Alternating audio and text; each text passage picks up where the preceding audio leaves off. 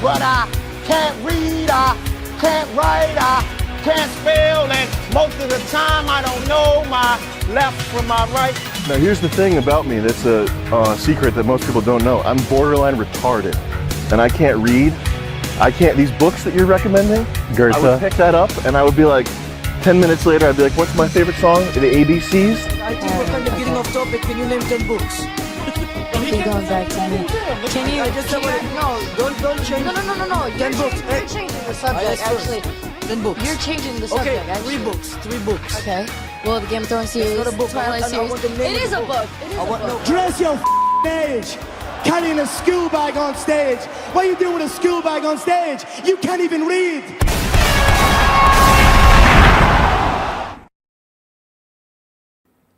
Good evening. This one is going to go one of two ways. This one could end up being very, very enjoyable, or everyone's going to have a very bad time. Where's your money, Prude? We'll see after this beer. He's becoming cooler every stream, isn't he? He's got the talking gun. He's opening beers. He's going to be getting podcast head soon. It's going to be righteous. I'm about to get married, Dimes. I was told that stops after the wedding ring goes on. I was learning from fellow podcasters like you. I've never. I don't.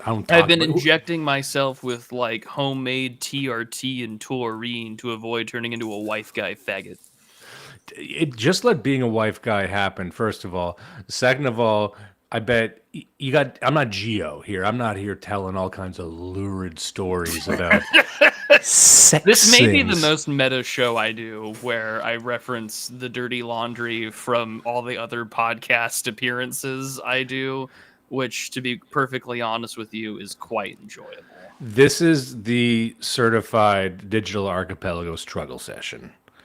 We take all the baggage, all the dirty laundry from that, and we work it out here. And we condense a century of humiliation into a nice, compact 90 minutes. What I like to do... With a socialism that works. I like to do couples therapy, but only invite one of the couple. So it's just therapy where one person complains about the other person. It's therapy where one person gets to bitch. Which really is couples therapy. I've never been, but it sounds like the therapist takes the side of one person and they just gang up on the other. I don't like the guy who came up with this, in part just because, like, at the end of the day, I think he was one of the many psychic casualties of being sort of, the Ordeal of Civility experience, Muslim edition. But, like, he had this guy, I think it's like Muhammad Yusuf or whatever, he had this great tweet where he had said something along the lines of, like, therapy is just like paying someone to convince you to become a libtard. And I very much agree with that sentiment. So that's couples therapy in a modern context, where it's just like, now I'm going to pay you $600 an hour until you talk like an NPR radio host. Well, Prude, that wouldn't be me. I'd be something like the opposite. I'd be more of like a Joker type situation where my therapist is kind of like a hot bitch, and then I gaslight her into becoming a clown. Isn't this this is just the Sopranos? This is just the Sopranos. Okay, has anyone done Joker Tony Soprano? I feel like someone must have done this. No, but I think it should happen. It's right there. It really is. I mean, there's so much media that I think can be reworked to be very right-wing or chud-coded. Like, I mean, after yesterday's Smiling Friends episode, I think has defined itself as the show of the 2020s, because no one else is going to do a Smurfs parody where the evil wizard is killing Smurfs to correct his Norwood 4. Just explicitly mention the Norwood scale on a TV show. So I think it's fine. I think you can make it work. I want Joker Tony Soprano. I want Joker like Candace Owens. Everyone works as a Joker. I'm just laughing at Tony Soprano like chain smoking, going, "You wouldn't fucking get it."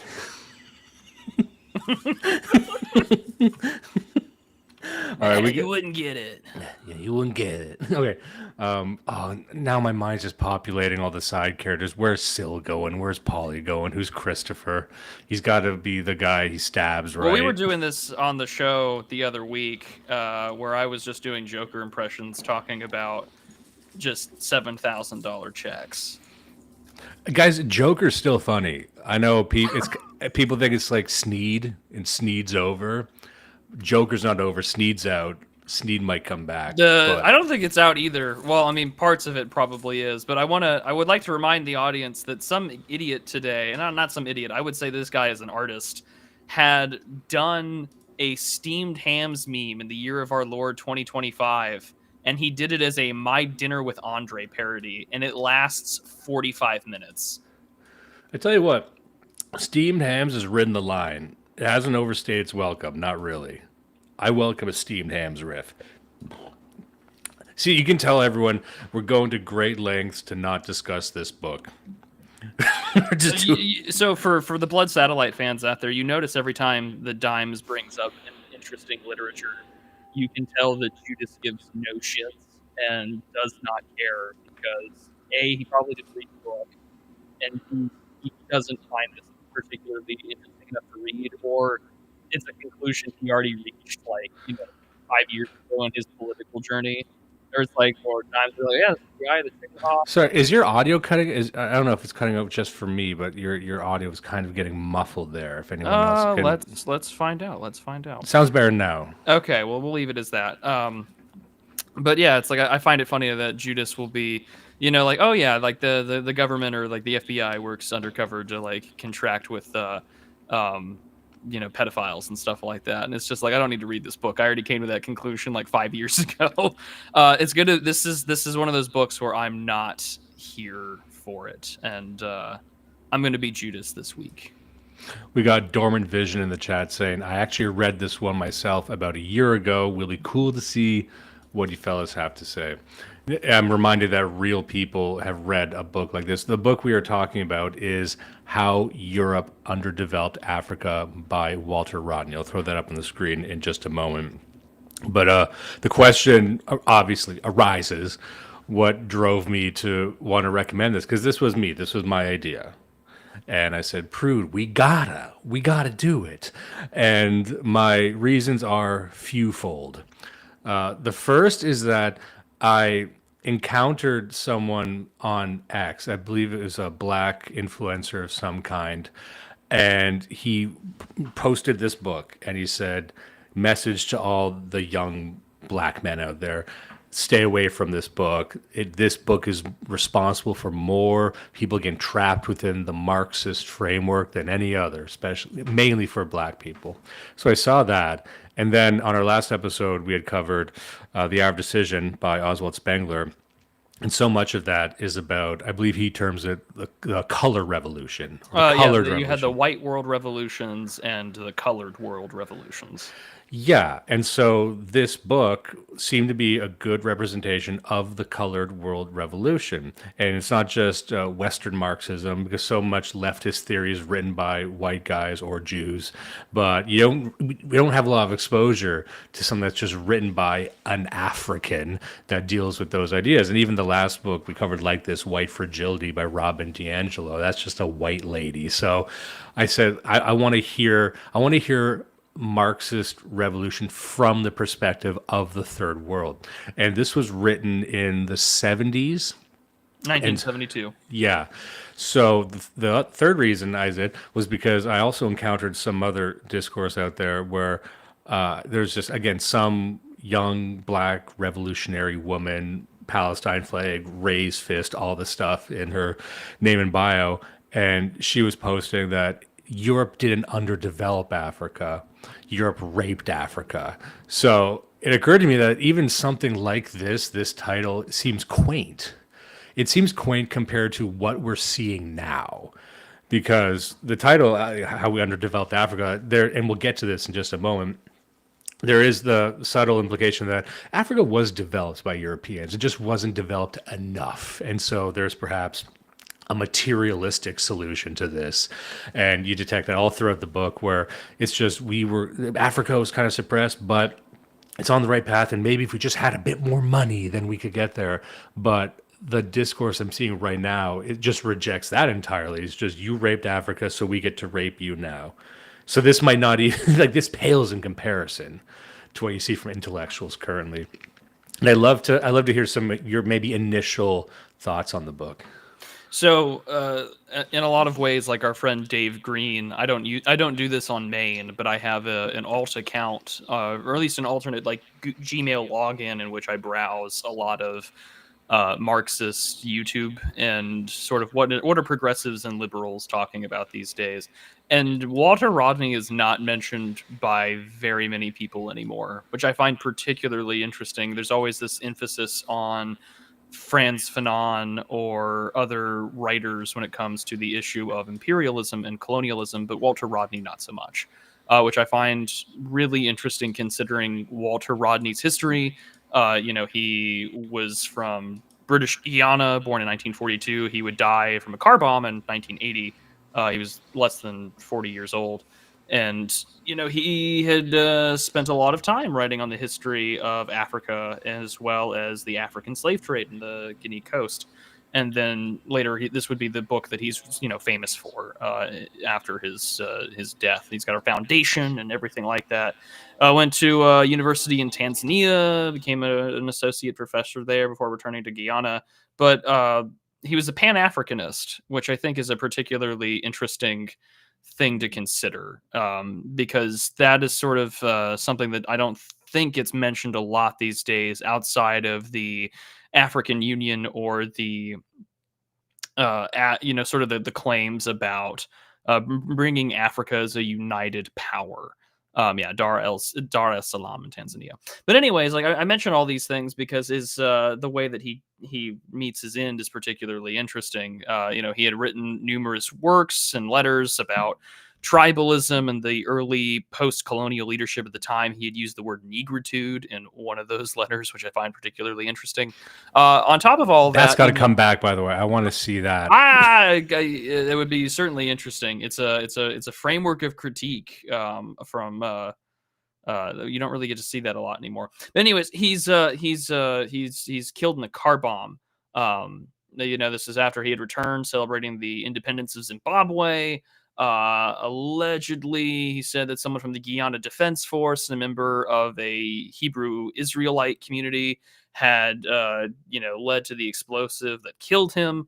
Others had said that he was eventually just going to die from bloodshed and violence anyways in the midst of revolutionary fervor. So there's a lot of things that remain Can I also say unknown. There was, and this is just briefly mentioned on Wikipedia, and we don't trust Wikipedia, of course, but there was a claim made by someone close to him that a day or two prior, Walter Rodney had also approached some people looking for bomb-making equipment. He was making a bomb. So there is a possibility that he blew himself up by accident. Oh, like a Jack Parsons accident. Yeah. So with a giant asterisk. No matter what, he blew himself up, or what they believe is most likely was the president of Guyana at the time ordered his execution. Lyndon Forbes Burnham. But the ultimate irony, of course, is that Burnham was himself a socialist. He's classified as a strongman socialist, of course, but I mean, most socialist revolutionaries would be, right? Especially in Africa. Like, is there a non-strongman politician in Africa? It's the guy with like the biggest sash on that just wins the election. Like, who the fuck? What are you talking about? This isn't real. This isn't a real continent, So, but the idea was that even within this revolutionary socialist paradigm that he inhabited, he was still seen as too far left or too much of a troublesome agitator to survive. Because there's stories of Walter Rodney, he was going out in the fucking hinterlands in Africa, going to tribes and stuff, and trying to give speeches to them and teach them Marxist dialectical theory, which is very funny. Like, I'm just, I got my prejudices. I assume these people have bones in their noses and they're clicking and clacking around. And then there's this guy. I mean, Walter Rodney, you see him, he looks like a fucking conscious rapper from New York these days. So he's probably out there rubbing two sticks together, trying to make it work. Good on him. Someone's got to do it. Someone's got to teach Marx to these fucking tribes, right? And why not him? And so, but then he got blown to smithereens for it. And his, I guess amongst black radicals, they still traffic in his books. It just got re-released. We have an older copy, of course. sorry, I got Stackademic Slagent. It says, asterisk, I see why we're already in the Ebonic mindset. Oh man. There's an asking a question joke there that I'm going to refrain from making. I'm the same one that we did with like white fragility. I don't want to turn the entire stream into a glorified shitpost that will eventually be written up in some SPLC report when Dimes and I are eventually like doxxed. But the text itself, it was so for instance, like I'm probably not going to mention HBD as much as perhaps Dimes will, or in part because I think that this is much more interesting to examine without perhaps going to the bell curve or the statistics of IQ or other things there. And also there's a lot of history in here that I think is selectively chosen. So when reading the text, there are things that, of course, there are parts of Africa that, of course, were developed. There were trade routes and what I guess you could call empire in the Western understanding of the term. But also at the same time, I think that so much of what gets written in this text is a bundle of contradictions for what gets considered capitalist and what is considered either command economy or feudal pre-capitalistic structures of trade and market economy. So it becomes really frustrating because Rodney will use a definition for capitalism, but will not apply it towards the continent utilizing what we would probably call capitalism. Instead, we're now using capitalism as a particular form of just like saying this is the European style of market economy, and that's all that it's going to be about, and then focusing heavily on exploitation, despite the fact that I think that there were numerous structural and geographic, and this is where you get all the Jared Diamond guns, germs, and steel shit, but like there are plenty of environmental and geographic factors that would limit development, and then Rodney doesn't really mention those a lot, which is frustrating, except for one section, and I think that's his CYA, but that's about it. This book it's interesting to read. It's not one that gets mentioned a lot by a lot of Marxist or progressive circles these days, especially when I think nowadays, when we talk about Africa in sort of the global political sense, it is almost explicitly tribal or racial, and it's never within the framework of Marxism or Leninism, and when it is mentioned in Marxist-Leninist terms, it's really just doing the legwork, ideologically speaking, to cover for racial and tribal tendencies. Oh, of course. And you had mentioned that this book is a bundle of sticks of contradictions, and that's the magic of it. I love books like this. I love books that across chapters contradict themselves so starkly. So just one off the top of my head, I know we're going to get to this at some point, but he makes a few claims in this. The first is that before European contact, slavery did not exist in Africa.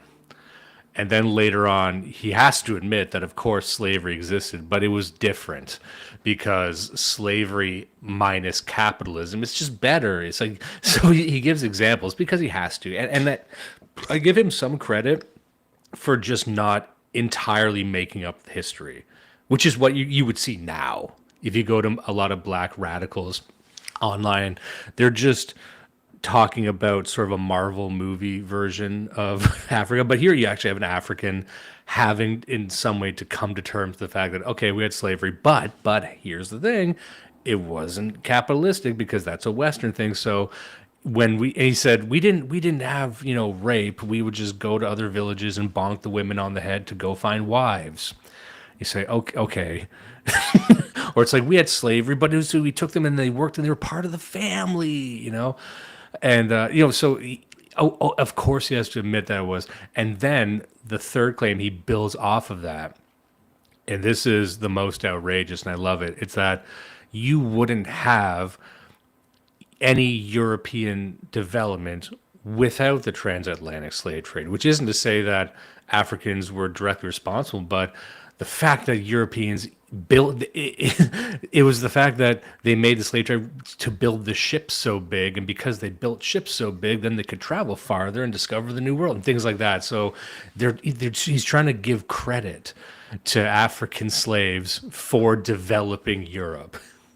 Because, and this is what I love about this brand I'm going to use the term third worldist throughout this. Some people reject its usage. They think that's just propagandistic. But I do believe third worldism exists, especially within leftist political theory. But, there's this idea that they cannot really divorce their philosophy from their ego. It's like talking with Indians on X. So it's very difficult for him to make the claim that Africans are an oppressed people because that's humiliating. That makes them seem weak. So he'll present you with two things. That we could have been Wakanda. In fact, he doesn't use that language, but we were a great people. We were an amazing people, and we were just randomly taken advantage of. But they can never be fully oppressed. They need to be oppressed greatness. And I think that's one aspect that's mutated into the current discourse we see right now. But that's all throughout the book. He wants to tell you a sob story about Africa, but he just can't. There's a block there. So if you have any thoughts on that, because I can go into the notes right here. Well, you have more notes than I do for this text. I think that at the same time that there's I think the work has a very difficult time. I think, however, to give Rodney some credit, which is the only time I will do this, I think from a writing perspective, he does a good job at trying to walk a fine line between we have been conquered and held back by a other, i.e. Europeans, but also at the same time, we were something of a parity power or having the potential to do so, which, while I find that to be interesting, considering how massive Africa is, and to simply say African development is very it's a very catch-all term, and they even say European is a catch-all development because the technological development of, say, the Greeks during the Industrial Revolution is nothing in comparison to that of Germany, France, or Britain. And so even though they're technically on the European continent, right? And so the same thing happens there. Rodney does do a half-decent job of trying to make sure that there are explicit references to tribes, empires, groups, or kingdoms that had taken place throughout the centuries prior to European colonization. The text itself, however, does, I think, find itself in a weird position where it wants to say, we were going to be something great, and we still have the capacity to be something great, but we also have to thank things like the European slave trade, and that the Europeans are the ones who invented this divide and conquer tactic of race and tribe, even though ironically, is like people like Frantz Fanon and others will claim, that like, oh, well, now the new leaders just try and reenact the system of the oppressors, when, a lot of this is stuff that had been there even prior to the Europeans arriving. And European reports of early ventures into various parts of Africa tend to indicate that there had been, various hierarchies or rulings or basically power structures and dynamics based entirely off of region or what we might say race or tribe. Yeah, if you practice high-level racism, you'll understand that there's a strata to Africa, that there's sections of Africa. Usually Ethiopia is brought up as a great example of a more developed region of Africa. Of course, you have Northern Africa, which scarcely resembles the rest of Africa because you've got Libya, you've got these other places, and then right as you get to the center of Africa, sub-Saharan Africa, even, it gets worse and worse until you're in the Congo, which might as well be another fucking planet. But of course, there's areas of Africa where civilization historically, in the ancient realm even, have risen. And that's why, that's how the slave trade could happen, because you had these regions that were capable of trade and commerce. They couldn't be 100% taken advantage of. And again, like I was saying before, that's where I give Walter Rodney some credit, because he's at least trying to have one foot in reality. Whereas if you discuss anything like this now with any black radical, they're working just from complete fantasy. Like it's just made up. It's been so immersed into like Nation of Islam style, debating that it's made up. It's imagined. There's so much imagination. We're at least here. He's trying to point to valid historical sources, but I've got a few headings here that will kind of form the buckets of what we'll be talking about. So I've got economic history of underdevelopment. I've got accounts of Africa. That's a fun one. Discussion of Marxist analysis, because Marxism features very prominently in this. And the last one being blaming Europe for development. So we're going to traipse through this. We're going to do a hop, skip, and a jump. We're going to have some fun. We'll do some reading. And we can measure the level of Prudentialists' disgust throughout. Because I think I had a more fun time reading this. And I also want to actually, before I go, there is a comment here from Randall Shirker, says, trust and believe there's ever more coal books than this. Mike Davis's late Victorian Holocausts lifted a much better thesis to make a very similar book to the current one being discussed. So that's good news for me that there's worse books out there. For listeners, they will be read. For listeners and our fans, which we call the illiterate, if you got worse books, send them our way. Remember, this is the only pro-illiteracy podcast on the internet. I don't want to see any of my niggas reading.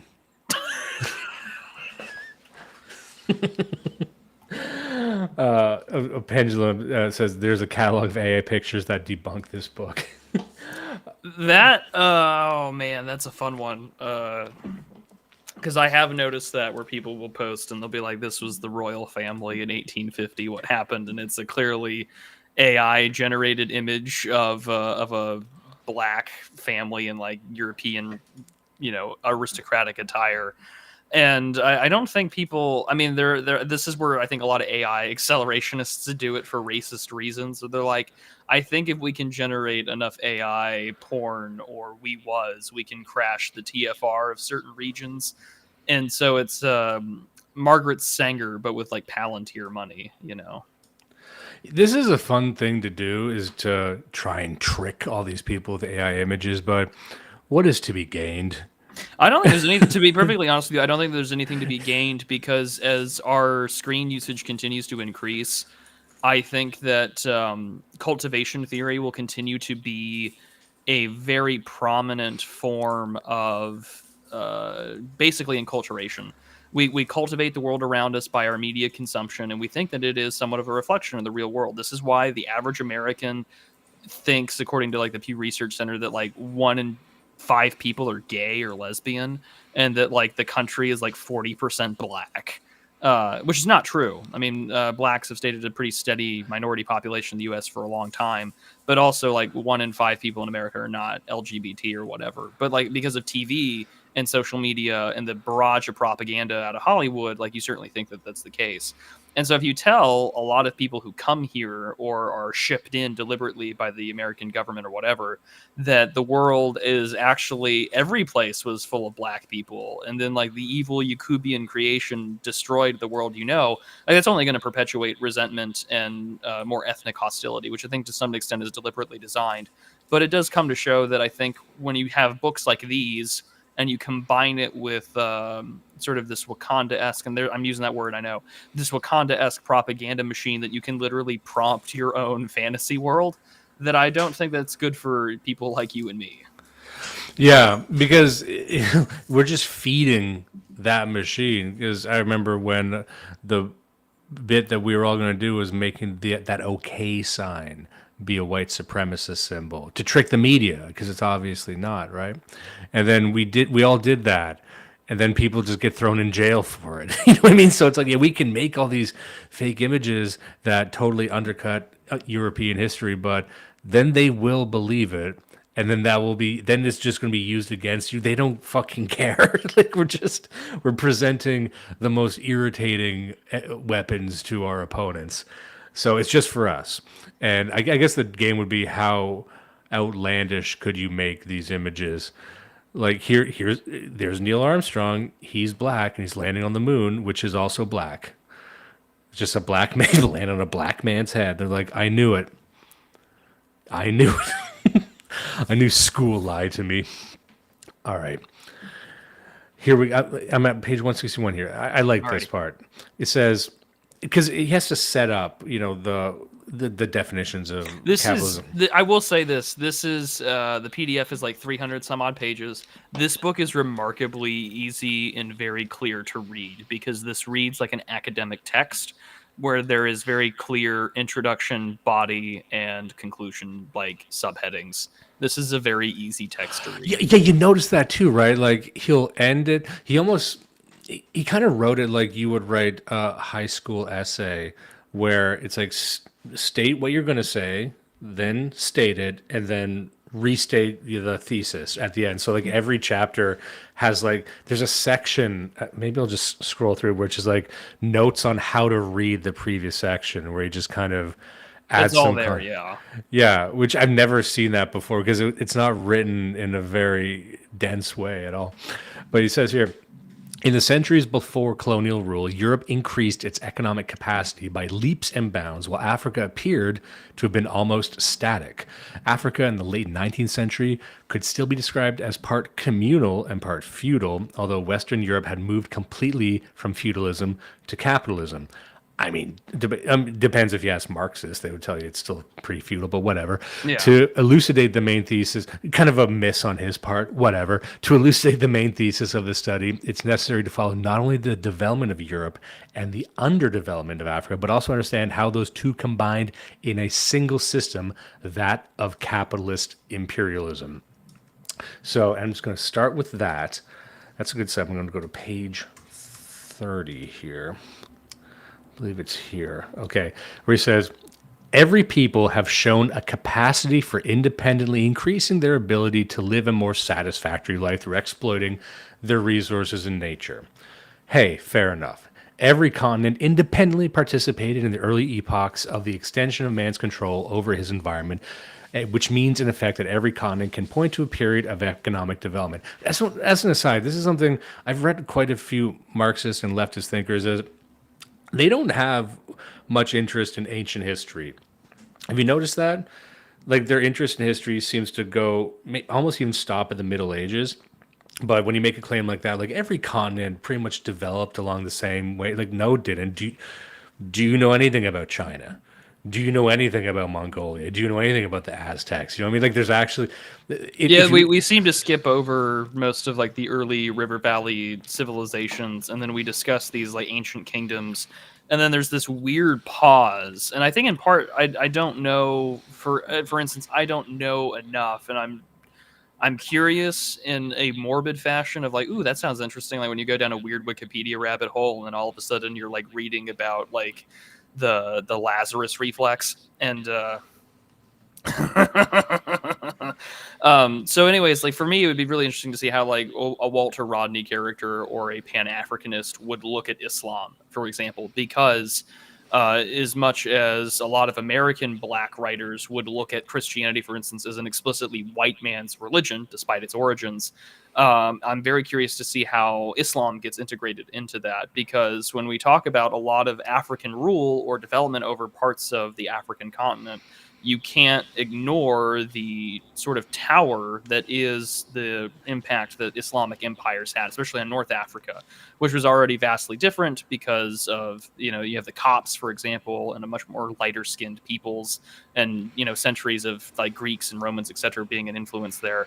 But also now, we talk about development. It's just like, well, what does that mean? And so, for instance, like Rodney on this page, this is a note I did have where he talks about development. And I'm just going to read the top section here. He says, more often than not, the term development is used in an exclusive economic sense, the justification being that type of economy is itself an index of other social features. What then is economic development? A society develops economically as its members increase jointly in their capacity for dealing with the environment. This capacity for dealing with the environment is dependent on the extent to which they understand the laws of nature, science, on the extent to which they can put that understanding into practice by devising tools, technology, and on the manner in which that work is organized. Taking a long-term view, it can be said that there has been constant economic development within human society since the origins of man, because man has multiplied enormously in his capacity to win a living from nature. The magnitude of man's achievement is best understood by reflecting on the early history of human society and noting the following. Firstly, the progress from crude stone tools, the use of metals, the changeover from hunting and gathering wild fruit to the domestication of animals and growing crops. And thirdly, the improvement of organization of work from being individualistic activity to which towards an activity that assumes a social character through the participation of many. Kind of vague, are very rudimentary and basic. I think that jointly is an interesting turn of phrase, but basically, like, man has developed into being a smaller family unit into large complex societies, which I guess is fine. Yeah, like he gets into this in the book when he's trying to explain, okay, what is communalism, what is feudalism, what is capitalism? Yeah, a lot of time on that. He describes these all as steps on a ladder, and once you understand that's how these people view development, it's not dissimilar to the the upward line of history, the end of history, or progress, universal progress, thinking that this is just a ladder that we all get to climb, and for some reason some have been allowed to climb it higher. We just must be permitted to climb up, help us climb the ladder further, which is a very reductive way of looking at it. But if you do look at it that way, that makes sense. But again, this is written in the 70s, so I would love to see how someone like Walter Rodney would fine-tune their thesis, given the fact that Africa has been the recipient of billions upon billions of international aid. I mean, name something that Africa hasn't gotten for fucking free, right? So it's like it turns out that you can't just pour money over this problem.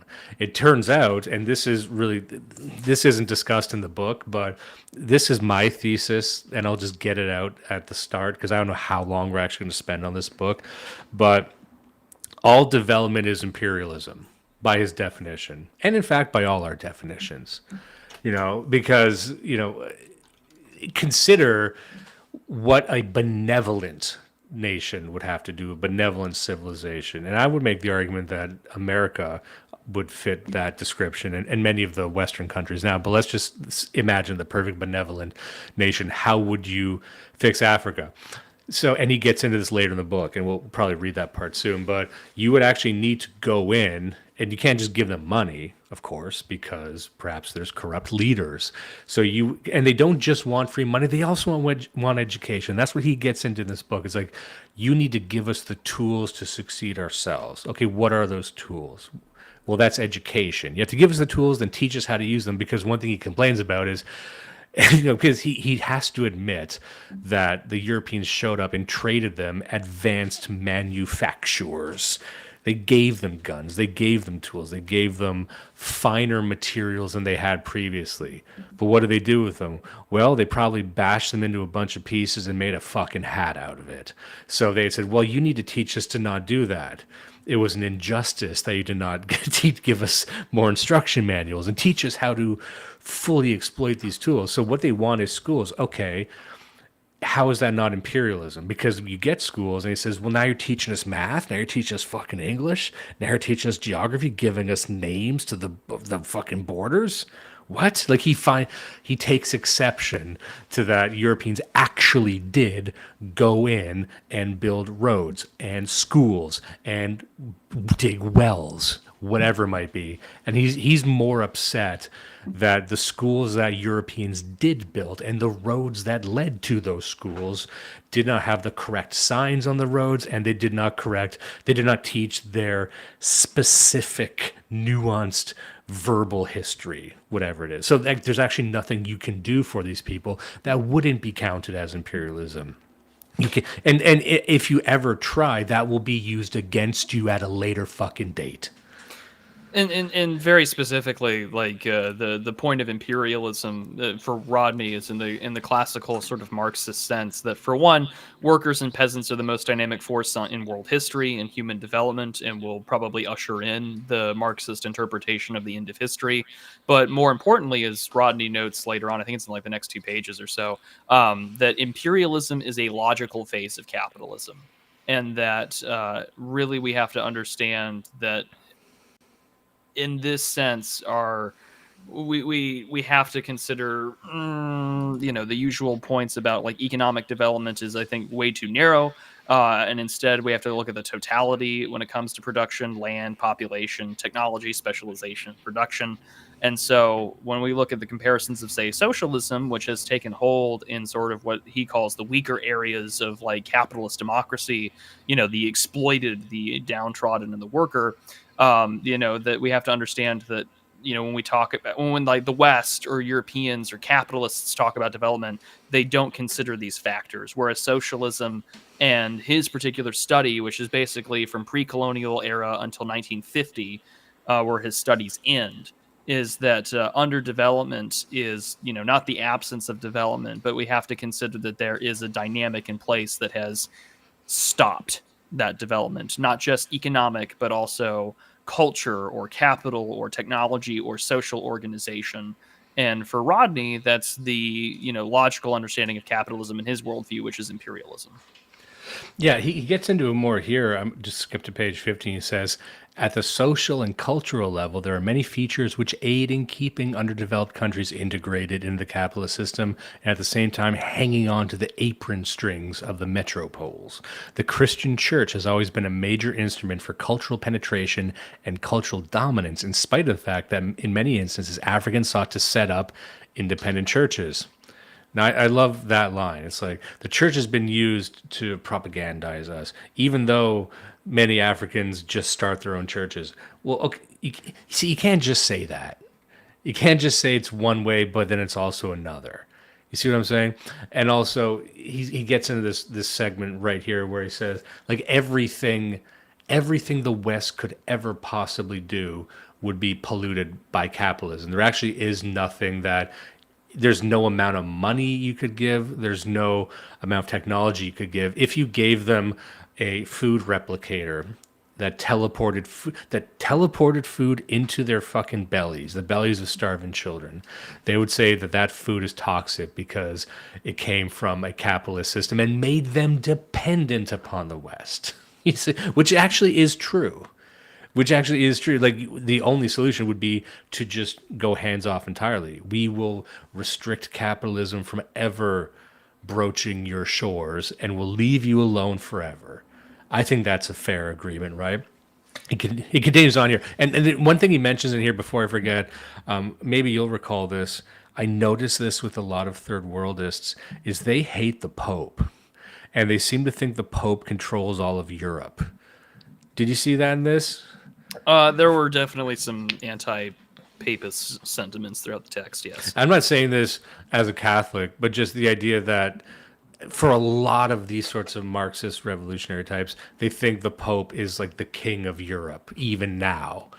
And like the Pope runs the Bank of England, the Bank of England runs America, all kinds of kooky stuff, but it's always specifically the Catholic Church and the Pope. And he gets into here, he says, the Christian Church has always been a major instrument for cultural penetration. Equally important has been the role of education in producing Africans to service the capitalist system and to subscribe to its values. Recently, the imperialists have been using new universities in Africa to keep themselves entrenched at the highest academic level. So they're not only building schools to teach kids how not to eat dirt, the capitalists are building universities, but they're not teaching African things. I'm like, well, then you would remain static, would you not? You will not permit a building that teaches development because, of course, it's the white man's development. Well, what is the black man's development?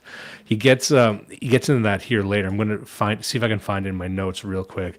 But it was so great. Later on, he's like, well, they say that the West is so advanced in manufacturing.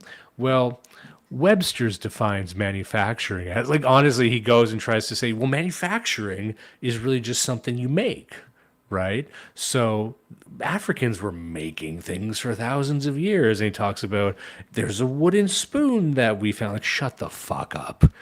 You know what you mean by manufacturing, asshole. You weren't smelting steel. Can we agree?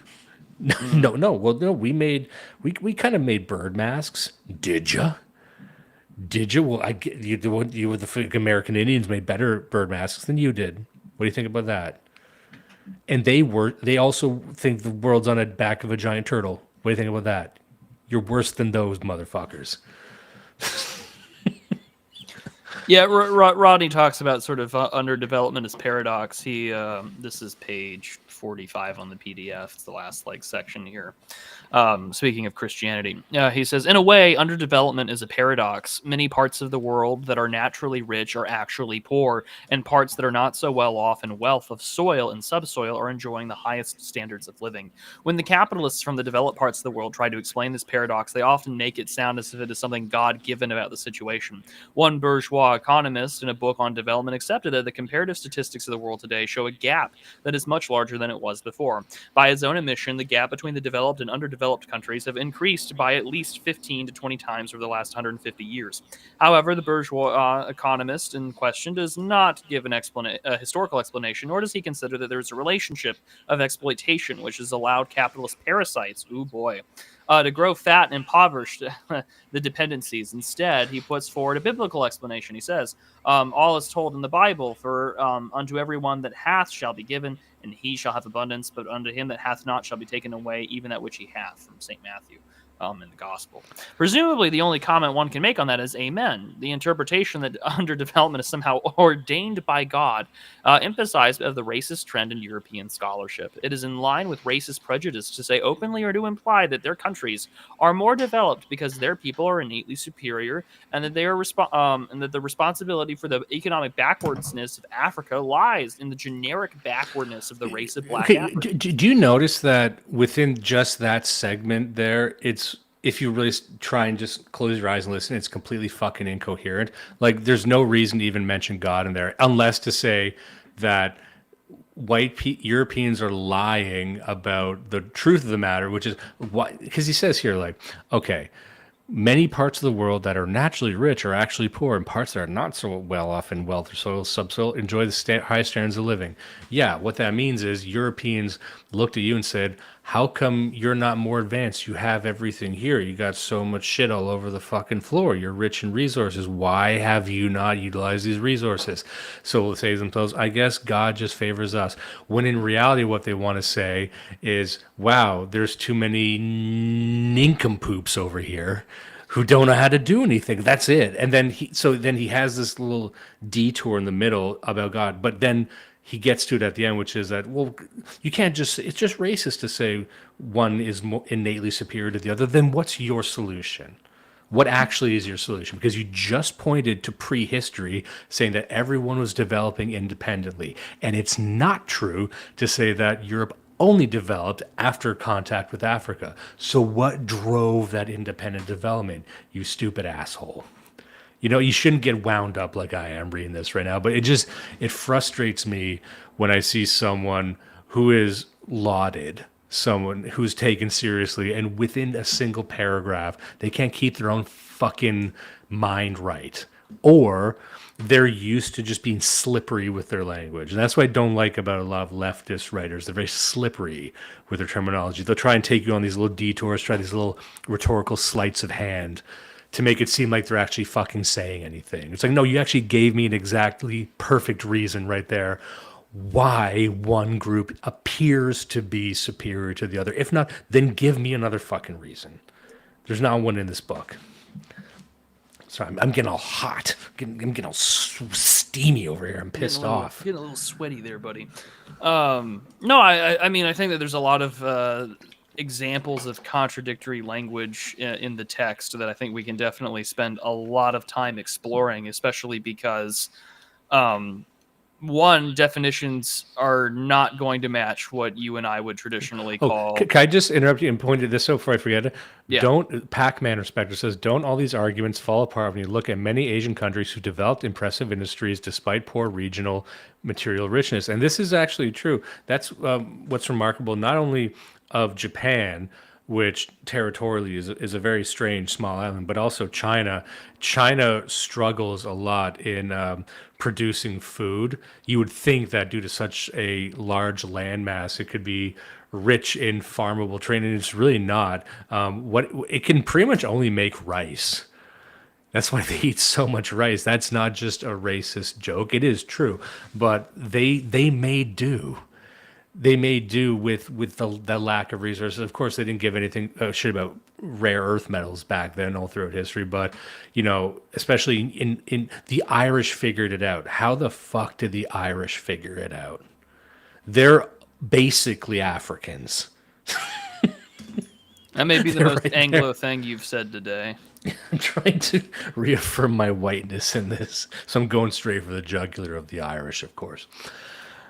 Well, and that's the other thing too is that there were great degrees of no contact between various Asian empires and groups like the Chinese, who we have the very famous images of like what some of their ships look like in compared to Christopher Columbus's, and I mean how accurate those representations may be is a whole other story, but it does kind of come to show that like actually the world that you and I know that we didn't have a lot of contact with back then is certainly capable of their own development, their own wars, and their own, histories and literature and things that I think a lot of many Anglo-Orientalists and anthropologists at the time took a great degree of interest in. One, because they didn't know anything about it, but two, it was also a whole different group of people that had areas of development or advances that were not known to us, and to a point where I still think it's a large cultural affectation,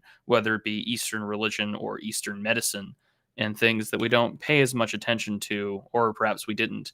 And I mean, it's the same thing with our own relationship to, say, the Dark Ages or the Middle Ages, and being so grateful to the Crusades opening up trade routes. But it's like a lot of these things did exist prior.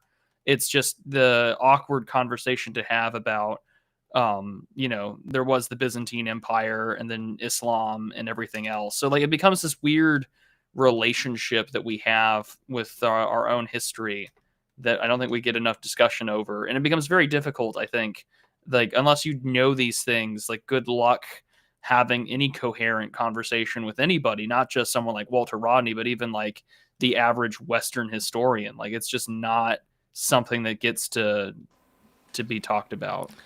Do you think that's changing? Do you think that the lines of communication are opening up where we can discuss this stuff again?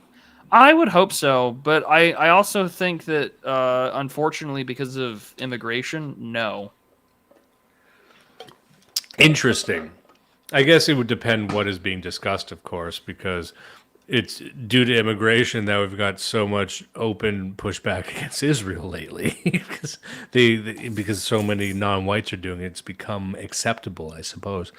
Well, I mean, this is the thing, though, is that you'll hear a lot of claims that are made where it's primarily because of things like imperialism is like the go-to boogeyman on those issues, where it's like this is the reason why we're not doing so well, or this is the reason why it's bad because Israel is an imperialist country, which I think in a lot of ways you could say, yeah, it's imperialist. It certainly has imperialist tendencies or whatever. Like you can make that argument, sure. Like it's one we can entertain and discuss. Maybe not here, obviously, but in a lot of ways, I think with Rodney, he's providing an ideological mask of sorts to cover for.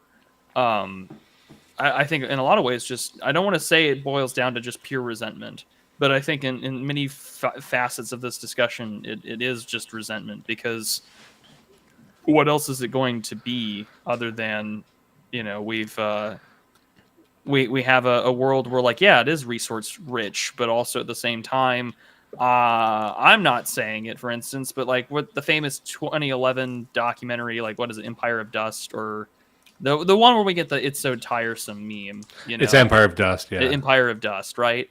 And so it's like, okay, well, that it's the Chinese guy making the same sort of complaints that you and I would be called racists for if we were to ever say them publicly, even though I think it's somewhat obvious that he's dealing with people that don't want to work or sell different types of gravel, and it's inferior, et cetera, and it's just like so.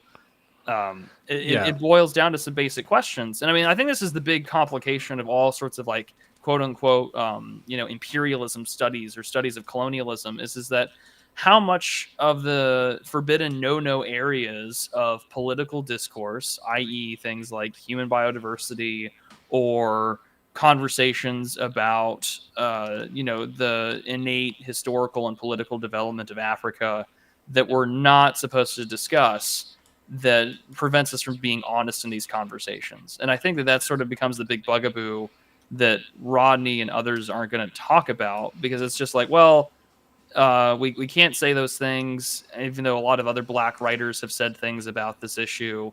And it's like, well, I guess we're going to just kind of be stuck dancing around like economic or historical arguments that are often so biased or clouded by resentment or the sentiment that I've been conquered by the other. Like, what am I even doing here? Yeah, you mentioned something very poignant there, which was the resentments. I think that's important when discussing the third worldist expression of Marxist theory, because it's only in the West, in Europe, in America, you would get someone like a Mark Fisher, author of Capitalist Realism, or any of the more interesting Marxist thinkers. Baudrillard would be one example. But these nations are not producing a Baudrillard. They're producing anti-imperialists. And so I think, as you were kind of pointing to right there, I think Marxism provides a nice faceplate, a nice academic gussying up to what is just naked identity-based resentment. That's it. So it's, if you take these courses, these sort of Black activist courses, it's anti-imperialist. Anti-imperialist sounds good. It sounds legitimate, but it's just anti-whiteness.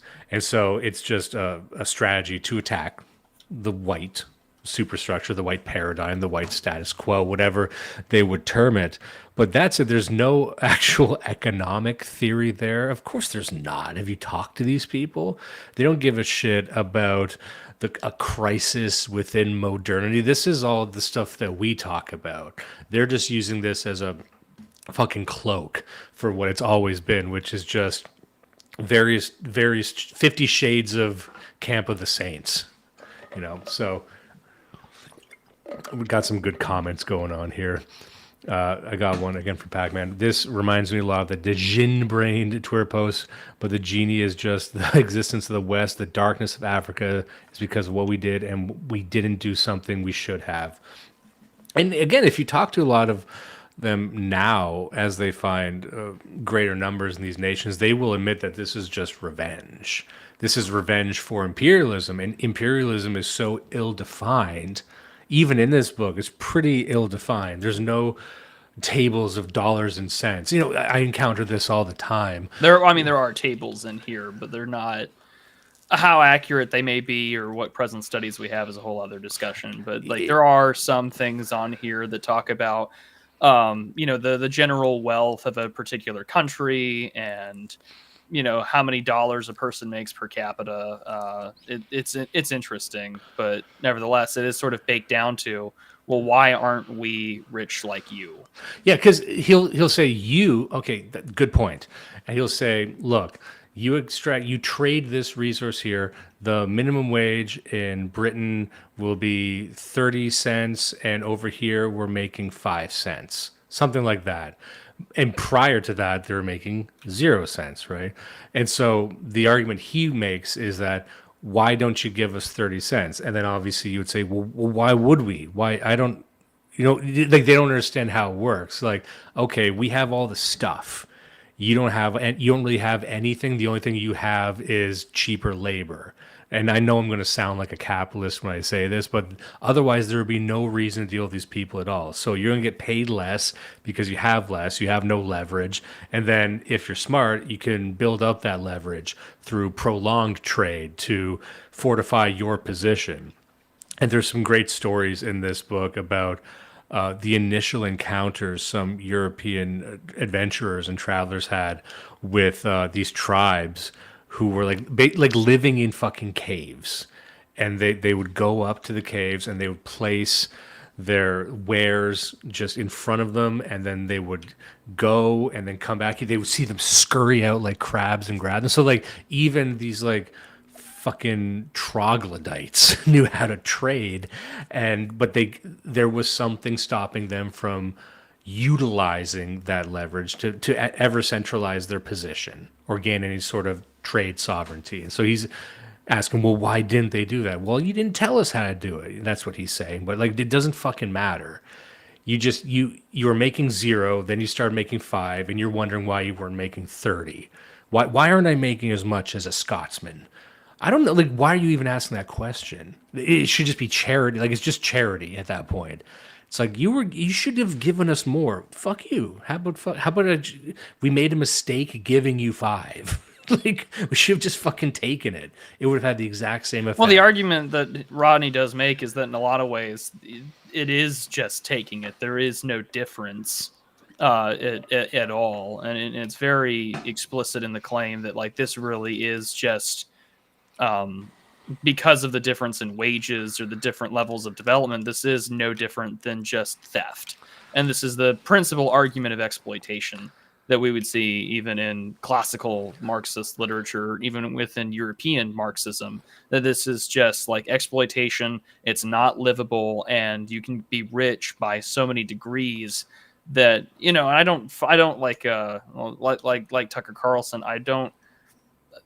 Capitalism can work as a great model and a great system, but at the same time, like there is a truly eroding point where you can be exploited, you can be taken advantage of, family formation can't happen. But even here in Africa, like that's not really the case, because family formation does happen, and there are, you know, the birth rate has grown to a significant degree since imperialism had started.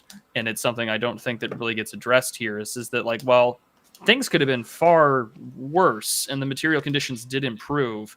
Now, because there is an excess of maybe individuals, and it's all the arguments that we would talk about with like, well, there's not enough people, there's not enough structures to correct this issue, and now it's like, well, now we're dealing with the consequences of that. Those economic systems are not in place for you to meet the demand for your people, and so instead just like countless people are going to suffer. And like for me, this book reminds me a lot, at least tonally speaking, in what Cudahy calls the ordeal of civility.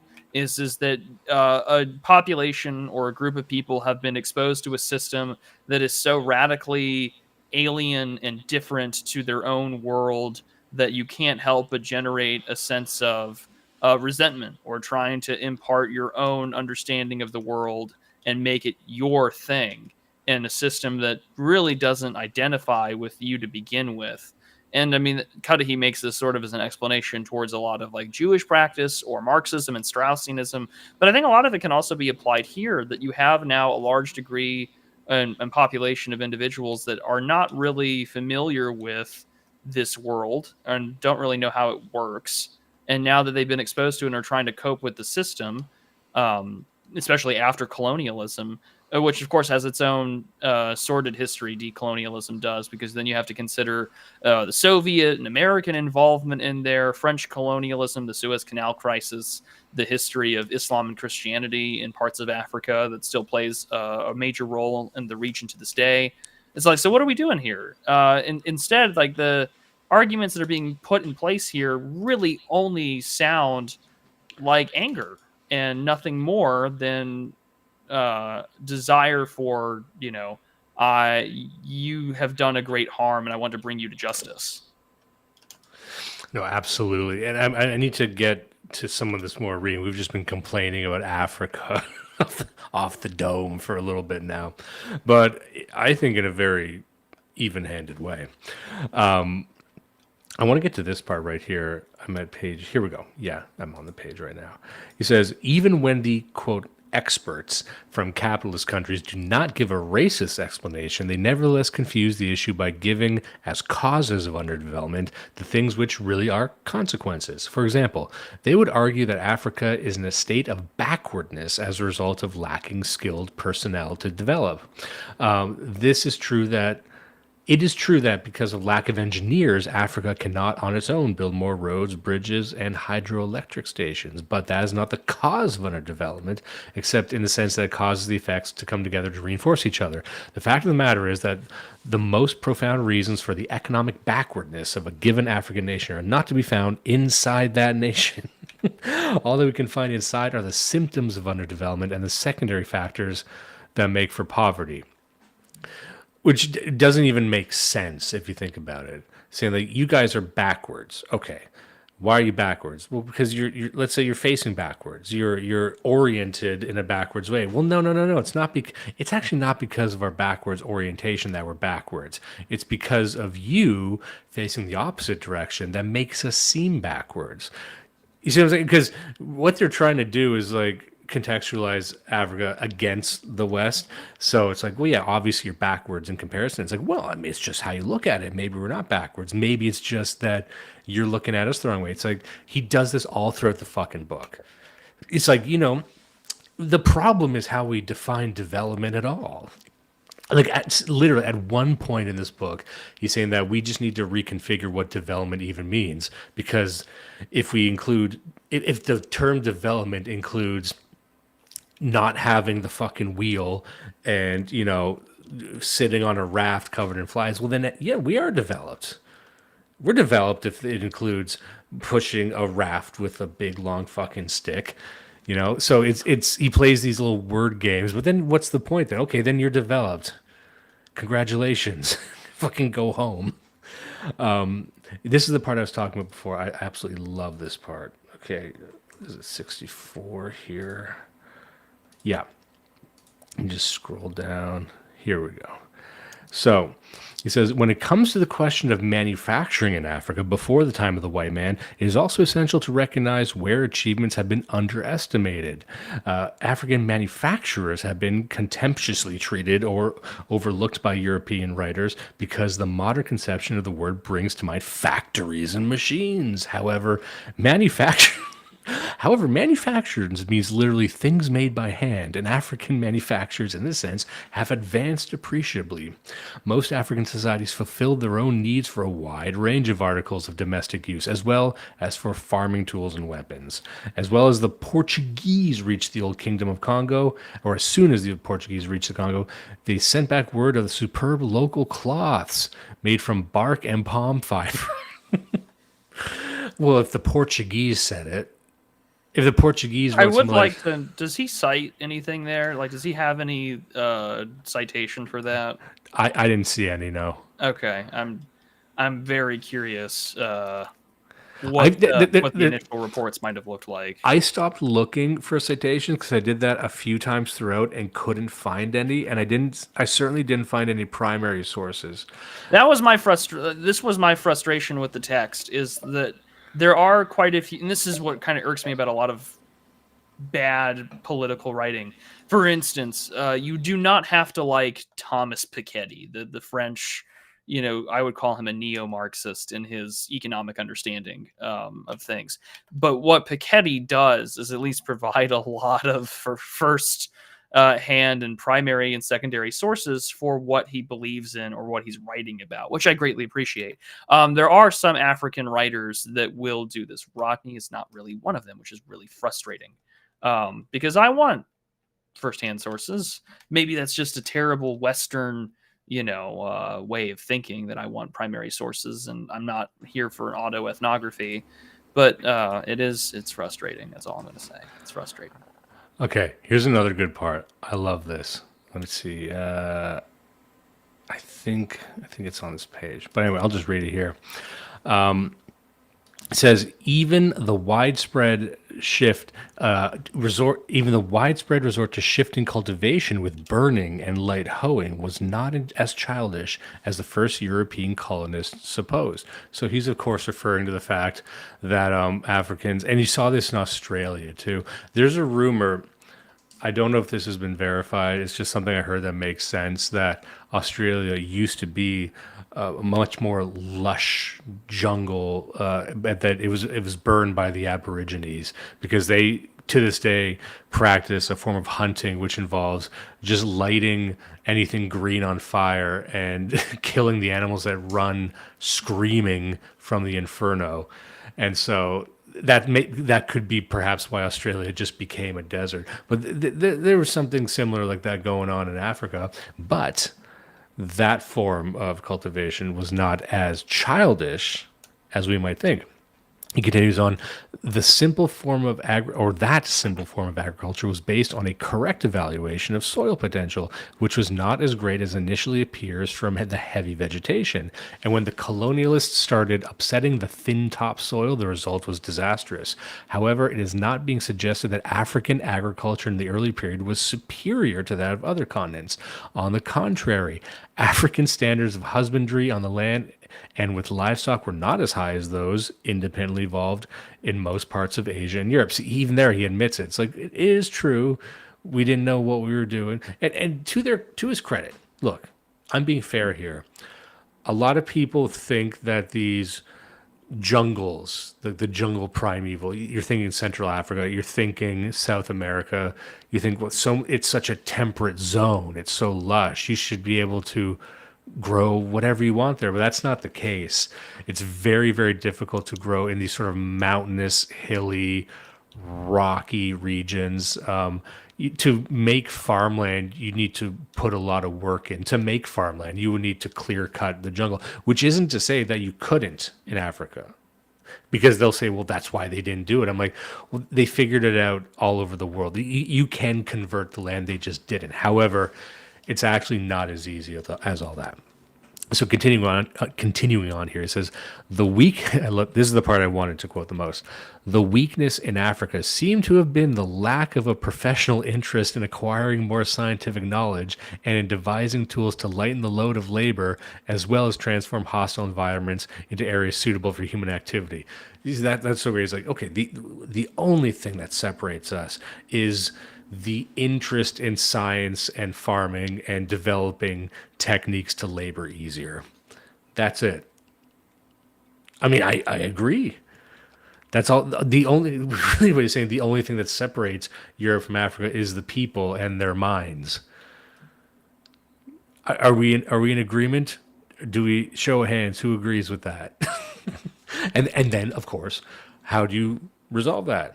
How do you solve that? Well, education, but you can't do that because that's capitalism. Because why isn't school capitalism, by the way? Like, if you think about students in a room facing forward learning math, that arguably is a hyper-capitalist way of learning, right? So you can't have schools, period, that exist outside the capitalist framework, right? Or is that too far? Education becomes one of those weird topics where, depending on where Rodney is discussing it, it's either a tool of imperialism or it is a necessary communal function. And so for Europeans, for instance, like Christian parochial schools or those sort of programs that are instituted to teach agriculture, irrigation, etc., they become ways that are both like, well, this is capitalistic, but also it had provided much necessary information to human capital that we didn't have, or things like that. And so it just becomes a weird, it's when the Europeans do it, is it a tool of imperialism? But when we do it, it comes to show that we're not as backwards as perhaps these racist whites think we are. I just love this school is jail bottom text. Really, though. We haven't, at the end of the day, I just think to myself, wow, we've really not, so much of this discourse has not changed since, really ever.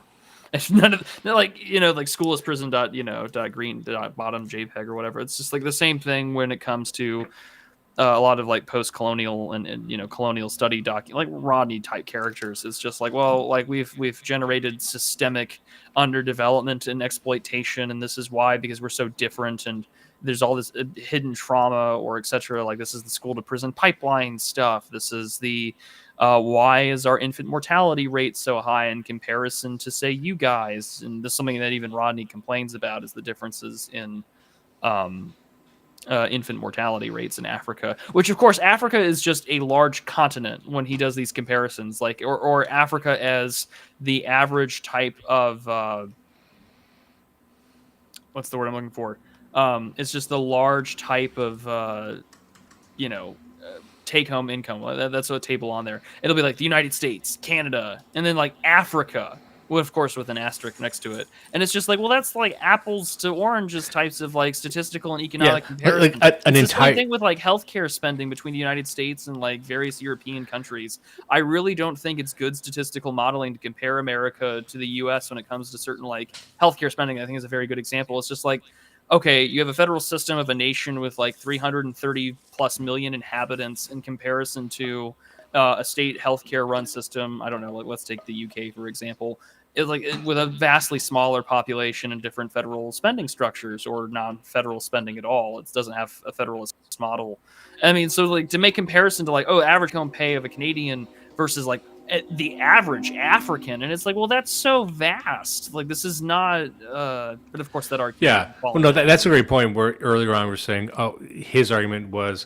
The average Irishman makes 30 cents a day, and the average African makes 5 cents a day. It was like the spending power of that 5 cents in Africa is tremendous, right? Like he's just again, that's too much. But also, of a like, where in Africa? Like, are we talking about like? Is 5 cents in Johannesburg comparable to 5 cents in Dublin? Well, but also it's like it's 5 cents in the middle of nowhere. Benin, former German African colony, is that even comparable to, 5 cents in say, I don't know, Omaha, Nebraska? Like it's just it's ridiculous. And you raised a really good point that I forgot to mention earlier, but in reading this book, I don't know if you noticed the same thing, that he gets once again very slippery about the language concerning comparing the entire continent of Africa to a specific country. So it's Africa versus the United States, but then sometimes it's Ethiopia versus Europe, but I think it serves whatever the argument is if he treats Africa, because he is a Pan-Africanist, as one united country, which is again a very low resolution way of looking at the problem. to say that the entire continent is owed equally. And this is what you see even with memes now, and everyone's been referring to the meme in the chat where it's a little one panel cartoon of Africa, just a hole in the earth, and then it's all piled up in America. Or Europe, yeah. Which has informed one of my favorite arguments I've seen recently, which is that, and the number goes up every time I hear it, that Europe owes Africa $30 trillion. And then it's 45, then it's 100. It's just whatever. And then it'll be up from trillion after that. Right? It's just, you owe us infinity money. Yeah, it's the same argument that I hear quite often when it comes to, here in America, reparations to blacks. The calculation and the model will change depending on who you ask. And it's ridiculous, I think, in a lot of ways that we have that we entertain these politically, but also it's just like, well, any solution that we're going to have is not going to be amenable, I think, to really anybody, which I think is the worst part. And so now it just becomes this like perpetual political cudgel that will be used for the purposes of just like, well, we can, threaten this so-called, sword of Damocles over your head. And it's just like, well, really all that this is for like the purposes of, keeping the coalition so our guys get what we want. Yeah. And I'll tell you this, something you just said triggered this thought about a relationship with Africa. Is I've said this to them quite a few times, but really, why did we avert course? Because he mentions in this book how it was Britain, the UK, that was pushing abolition of slavery before any other nation. And I love this part. I don't know if we'll get to it this episode, or this reading rather, but he blames Europe for creating and causing slavery. He's clear about that. But then he also blames them for abolishing slavery. And it's unfair that so many slave empires suddenly lost their means of revenue. So it's like you're damned if you do and you're damned if you don't. And but I would say to them that here's one explanation they probably don't hear very often, is that the juice wasn't worth the squeeze. Look, if it was such low-hanging fruit, if it was just one giant pussy waiting to be fucked, they probably wouldn't have stopped. But here's what actually happened. It's that it turns out that they were investing more than they were getting out of it.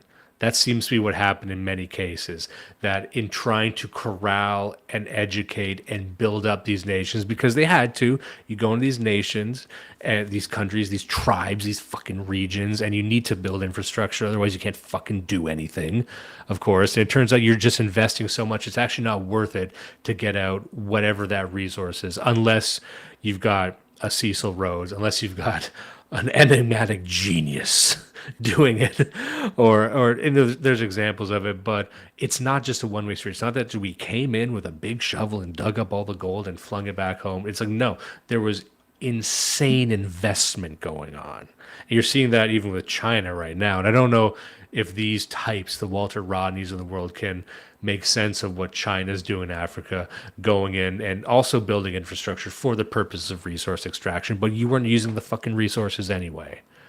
So what are you even complaining about? But it's at the end of the day, it's the same thing with India. Like, how much did Britain invest in transforming India, or trying to at least, and elevating these people and doing what they were trying to do in Africa too? And now that's used against them. Well, I think that becomes the interesting question: is how much of are the Chinese is liable for, say, anti-colonialism, or like are they the subject of into anti-colonialist literature as, say, the white man is? And I would argue no, just because China is uniquely different than the United States, or it doesn't share the same history. But it's like, well, they're doing more or less the same thing, which is resource extraction. And it is for the explicit purpose of developing and enriching their own needs, which is also repairing roads that have not been maintained since the Europeans left. Yeah. It's like there's been documentaries about this. It's unignorable. It's like they should have never let camera crews in Africa. This is as bad or worse than allowing cops to have body cams. You thought you were going to find all kinds of secret racism. It turns out that there's just black guys with knives running, screaming at lady cops. Oopsie. Oopsie daisy. Reality comes crashing down upon you. And then we're just so inundated by it. We've got information poisoning. We go, yeah. Lady cops are being stabbed by black guys. Of course. What'd you expect? And now that's something that we deal with. Yeah, we've actually spent $3 trillion in Africa trying to turn it into something manageable, and it hasn't, but that's just what you do. No ticky, no laundry. Prudentialist has the talking gun in his mouth right now. No, I don't. I don't. But I'm letting you gem out for right now. I do think one of the particularly interesting things is the discussion, one of the central thesis of this text, besides like European colonialism holds back Africa, is the central claim that one of the biggest, if not the largest, causes of European or African underdevelopment is the European slave trade, and that because of it, functionally speaking, Africa loses vital human capital. And because of it, we now have to deal with a greatly depopulated Europe, and also that we had race and tribal backgrounds being used now as an item or as a tool to prevent further economic unity or political alliances, and instead had created political factionalism that would reduce the overall strength of any potential further European development. Do you want to hear two great things back to back? Are we reading from the book? Yeah. I'm going to just read this. I love this. So these are 100 pages apart. So I'm going to start with the later one and go to the earlier one. So it says here, it would be extremely simple-minded to say that colonialism in Africa or anywhere else caused Europe to develop its science and technology. The tendency towards technological innovation and renovation was inherent in capitalism itself because of the drive for profits. I think that's an interesting, and let's not say admission, but it's almost a surrender that there is no technology, period, without capitalism. And again, I guess that would depend on how you define technology. Or is the steam engine technology is a fork technology, right? Because he wants to define manufacturing as anything that's made by hand. Well, I mean, you could say technology is a horse and buggy, which they also didn't have, but was that developed by capitalism? Is a fireplace capitalism too? Of course, he would never ask these questions. Continue on. He says, however, it would be entirely accurate to say that the colonization of Africa and other parts of the world formed an indispensable link in a chain of events which made possible the technological transformation of the base of European capitalism. Without that link, European capitalism would not have been producing goods and services at the level attained in 1960. In other words, our very yardsticks for measuring development and underdevelopment nations would have been different. Which, that last sentence stuck with me. Which is like, if it wasn't for capitalism, our entire definition of development would be different. Like, well, if you concede that there would be no technological development without it, well, I guess you're true, because then we would be judging development by what? The paint on our faces as we dance around the fucking fire? What are you talking about, Rodney? I'm glad you blew up, asshole. But then he can see he's introducing the idea that, well, if you think about it, it was because of us that you developed technologically at all. Okay, so then we start with that, and then we go back to page 108, and he says, Africa being drawn into the orbit of Western Europe speeded up the latter's technological development. So it's like that, where he says, I'm not saying that we're directly responsible for it, but then he's 100 pages earlier, he's saying, but we were. He continues on, for example, okay, let's just, deep breath, here we go. For example, the evolution of European shipbuilding from the 16th century to the 19th century was the logical consequence of their monopoly of sea commerce in that period. During that time, the North Africans were bottled up in the Mediterranean, and although it was from them that the Europeans initially borrowed a great deal of nautical instrumentation, no sources cited for that, by the way, in case you're wondering. No asterisks there. The North Africans made no further worthwhile advances. Again, that's the cool thing. Like, they stole all the stuff from the North Africans. Did the North Africans do anything with it? No. But it's also like, okay, the North Africans. Are we talking about the Egyptians? Are we talking about the Egyptian kingdoms? Are we talking about the Byzantine Empire? Are we talking about the ancient Tunisians? Are we talking about the Phoenicians? Like, who are we talking about here? We cannot let these people claim North Africa. No, that's my point. This is just like, exactly, like, and I'm going to make a bold claim. I think Europe's got to start claiming that. And I know you don't want to, but we've already made concessions, including the Mediterranean. Right. So, like, honestly, Greeks can go either way, but we made an executive decision to say, no, we're taking the Greeks. We're not letting the Arabs have the Greeks. All right. But I think strategically, we need to deny Africa, Egypt. That's ours now. Yay or nay? We're claiming Egypt, and you know what? You're gonna have to consider. What's the word I'm looking for? You're going to have to greatly consider, say, this is the other thing too, is like Islam gets mentioned in this text, and it's also one of the caveats I would make for this conversation. It's just like, you have to consider what those places were like before the Arabs and the Turks. And if you're not going to put those into consideration, then like we're in a weird place to examine these things politically speaking. Here's the last part of the thing I was saying. It says, where the original European advantage was not sufficient to assure supremacy, they deliberately undermined other people's efforts. By the way, didn't prove that at all. Because this is that ego thing where you're saying, Europeans weren't so fucking great. They learned building ships from the North Africans. So the North Africans were superior. Why did the North Africans do it? They didn't want to. What do you mean they didn't want to? Continuing on, it says, the Indian Navy, for instance, suffered from the rigid reinforcement of the English navigation laws. Yet the expenses involved in building new and better European ships were met from the profits of overseas trade with India and Africa. So why? How could they even? How could they even build ships if it wasn't for trade? You see what I'm saying? It was we was all the way down, isn't it? People have been saying that in the chat already. We was ships. It's like you can't just say we was Europe. You can't just say we was trade. You can't say you can't be the product of trade and also say you constituted the entire trade itself. You see what I'm saying? Like you can't just be like an ontological concept. You can't be a political concept, motherfucker. I'm sorry you were slaves. All right, I'll be the first to say it. I think we shouldn't have done slavery. I think that was a waste of time. I think we've paid for it in spades. You just I'm getting nothing. You're having a for lot Prude. of fun. You're having a lot of fun tonight. I gotta bring it because I'm keeping Prude from saying it. You're really not. I'm the only thing keeping the wolf from the door from you people. So I'm gonna, for instance, let's take a look here. I'm gonna scroll.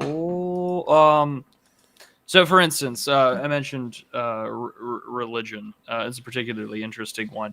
So, it should also. So, for instance, he talks about regards to say Islam and Christianity. African dance and art were almost. This is page 57 of the PDF. African dance and art were almost invariably linked with a religious world outlook in one way or another. As is well known, traditional African religious practices exist in a great variety, and should also be remembered that both Islam and Christianity found homes in the African continent almost from their very inception. The features of traditional African religions help set African cultures apart from one another in these countries, but in this present context, it's more important to note how much African religion had in common with religion elsewhere, and how this can be used as an index of development in Africa before European impact in the 15th century. I'm gonna press X to doubt on that one, because I don't think you could even. I don't think you can compare. I don't think it is comparable at all of pre-Christian religious traditions in Europe, Greek, Roman, or otherwise Germanic, to various African traditions. I don't think they're comparable. I don't hold to that sort of universalist position. They're not comparable at all. But carrying on when talking about religion, especially and this is where I find really interesting is that. You notice this on various Twitter posts where it's like an immigrant poster talking about, well, in my culture, like the communal family meal is very important. We call this dinner or something like that, right? Like I'm being somewhat strawman-y here. No, you're not strawman that much. Where it says in my culture, family is very important. Which I'm like, okay, so is it in mine? It's important in every culture. No, but you have to understand, like dinner, it's very important in mine. But so, for instance, we have a special space for it. Yeah. Okay. But so, for instance, this when we're talking about religion, for instance, he says, in Africa before the 15th century, the predominant principle of social relations was that of the family and kinship associated with communalism. Every member of an African society had his position defined in terms of relatives on his mother's side and his father's side. Wait a second, I have that too. Some societies place greater importance on matrilineal ties and others on patrilineal ties. We see this as well. Not so much in Europe. I think you have more of the Hational line than anything else. Those things were crucial to the daily existence of a member of an African society because land, the major means of production, was owned by groups such as family or clan. Where have I seen that before? Scotland, etc. Like families. Yeah, you've got it right there. It's not uniqueness to me. Like it's just these things also existed in Europe. But it's also the denial that the Europeans ever had them. It's also like. This is why anarcho-communism is the only subset that makes sense to me, because right there, they try and make the argument that it's due to capitalism that we have the concept of like owning people or owning things, but there he establishes, no, you had the concept of ownership. It was group ownership of the land. You had tribes. What is a tribe if not a hierarchy of dominance and also ownership over land and farms and homesteads and people? Like, are you honestly telling me that within these feudal orientations that the father wasn't the patriarch of the household and that implied a certain ownership over the family? Like, shut the fuck up. Because that's what they try and say, that capitalism is such a broad term because it encompasses all forms of power and ownership. And then a lot of leftist thinkers are really trying to grapple with the implications and the depth of that, and they get almost metaphysical about it. But just right there, you show that no, okay, before European contact, you had a conceptualization of ownership and power, and you had slaves, you had it all. The only thing you lacked was competence. The only thing you lacked, as you indicated earlier, was a drive to do anything ever. That was it. And you had all the resources you could ever need. You could have been dominant if you wanted to. You just didn't want to. And a much more interesting book would be, why didn't we want to? It's not why we're, because even pre-currency, because Marx gets into this. If you read Capital by Marx, I actually quite like the beginning of that book because he's breaking down like the concept of the surplus and stuff, and how, I won't get into too much of it right now, but he describes a barter society. Okay, what is a barter society? Well, obviously, okay, I've got 2 loaves of bread and I need 4 horseshoes. So I'm going to go over and try and trade my bread for horseshoes. But he doesn't want 2 loaves of bread. He thinks he deserves 3 loaves of bread. Now, in that transaction, the guy with the bread is an African. The guy with the horseshoe is white. And he's saying, why won't you give me the horseshoes for free? Why won't you take 1 loaf of bread even? That's unfair. I think that's unfair. I think we have a disagreement on what this is worth. So that is theft. That you're taking something from me. You're denying me having the horseshoes which I deserve. Why do I deserve them? Because I want them. That's it. And that's what you're dealing with every single fucking time. You're dealing with that in America. You're dealing with that with every black intellectual. You're dealing with that with every fucking black lady university student. That is the core of every single argument. It's just, don't even pretend that equity means anything to them. It's just, I think I should have this, and you're standing in the way of that by not giving it to me. The end. And there's no negotiating with these people. The other thing too, as well, is that I mentioned the ordeal of civility earlier, and one of the most important takeaways I think out of this entire book is when Walter Rodney is describing the various regions of Africa. So he does spend some time discussing in these short, kind of minute paragraph histories of the African continent. And this includes things like Western Sudan, Ethiopia especially, because it's still one of the more principally majority Christian areas that hasn't faced significant amount. I mean, it still has a Muslim population, but not to the degree in which places like Nigeria or other areas that you could call, with a Christian population have experienced. But I say all this in part because towards the conclusion, as he discusses each region and their environment or their relationship to the Europeans who came there, in the conclusion, he makes a very explicit claim that I think is very important to consider, which is the introduction of the concept of development in the capitalist sense of the term. And it's this that I think is the most important thing out of the book to discuss, is that because we have introduced this term to these African countries, we have now suddenly allowed and generated a measuring stick by which Africans can now be claimed to be backwards or underdeveloped, and because of that, we can now use this against the Africans and hold them back. Do you want to hear an African story? I know we gotta get going soon, but if anyone's got any lingering questions in the chat, send them now. I have a whole section on accounts of Africa, and I would be remiss if I didn't get to a couple. This is one that I was talking about earlier about the living in the caves. I was somewhat incorrect, so I'm just going to read it here. It says, to the south of Ghana lay the important sources of gold on the upper Senegal and its tributary, the Falemé. It is said that Ghana obtained its gold by silent or dumb barter, which is described as follows. The merchants beat great drums to summon the local natives who were naked and lived in holes in the ground. From these holes, which were doubtless the pits from which they dug the gold, they refused to emerge in the presence of foreign merchants. The latter, therefore, used to arrange their trade goods in piles on the riverbank and retire out of sight. The local natives then came and placed a heap of gold beside each pile they withdrew. If the merchants were satisfied, they took the gold and retreated, beating their drums to signify that the market was over. He continues here, the writer of the above lines, E.W. Boville, a supposed European authority on Western Sudan, then goes on to say that silent trade or dumb barter was a feature of the Western Sudan's gold trade throughout all the centuries until modern times. Actually, he says, the only dumb... okay, get this. Actually, the only thing dumb about trade is what he writes about it. Is that what he says? Yes. Oh, my.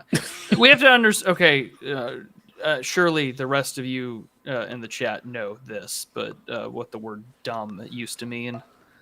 Okay, I'm just getting that out there. Dumb and slow of speech, meaning mute or silent. Yeah, so he writes that. Here's the next sentence. He says, the story of dumb barter for gold in West Africa is repeated in several accounts, starting with ancient Greek scripts. So it's like... So it's been there for a while. It's been there... He's saying this is how they did it for centuries. Why did he say that? Because we have centuries of documents saying this is how it was done. And then Walter, this is why you can't trust any of the source. If there's any sources, don't trust them, because he just said he reads the primary source of the account and says that's dumb. That's it. That's the amount of research he puts into this. And this is why I love the section on accounts of Africa. Let me see if I can get one more here. Let's see. Okay. I'll try this one. Let's get back to 130. Scroll down here. That's somewhere on here. Anyway, I'll just leave it here. A Portuguese embassy reached the Ethiopian court in 1520. Having examined the Portuguese swords, muskets, clothes, books, and other objects, the Emperor Lebna Dengel felt the need to introduce European technical knowledge into Ethiopia. Correspondence exists between the emperor and European rulers such as Kings Manuel I and John III of Portugal and Pope Leo X, in which requests were made for European assistance to Ethiopian industry. Until the late 19th century, Ethiopian petitions to that effect were being repeated with little or no success. In the first half of the 18th century, there were two further examples of African rulers appreciating European technology and stating their preference for skills and not slave ships. When Agaja Trudeau of Dahomey sought to stop the trading captives, he made an appeal to European craftsmen, and he sent an ambassador to London for that purpose. One European who stayed in the court of Dahomey told his countrymen that if any tailor, carpenter, smith, or any sort of white man that is free be willing to come here, he will find very good encouragement. And apparently nothing happened. So what he was saying there was there were African kingdoms that in Ethiopia specifically that were begging to be taught how to make technology, and Europe didn't want to. So he's asking for foreign direct investment. Yeah, right? Like just foreign direct investment, or if not that, then just come here and teach us things for free. Like what would the upside be? Again, I'm sure that's a corrupted capitalist way of looking at it, but you can't just say give me free stuff constantly, and then you're surprised when people are just politely saying no. And or it would be direct foreign investment, or there's something else, or it would be the schools that you claim are polluting their minds. You see what I'm saying? So it's like he's using that as like, how dare they deny us? Well, why? Then why not just give us slaves? It's not fair that you have so many black people. That's the argument. It's like, it turns out that Africa has like 100% of the black people on earth. It's fucked up that they don't share. Right? So we had to take it because they weren't sharing. That's called justice.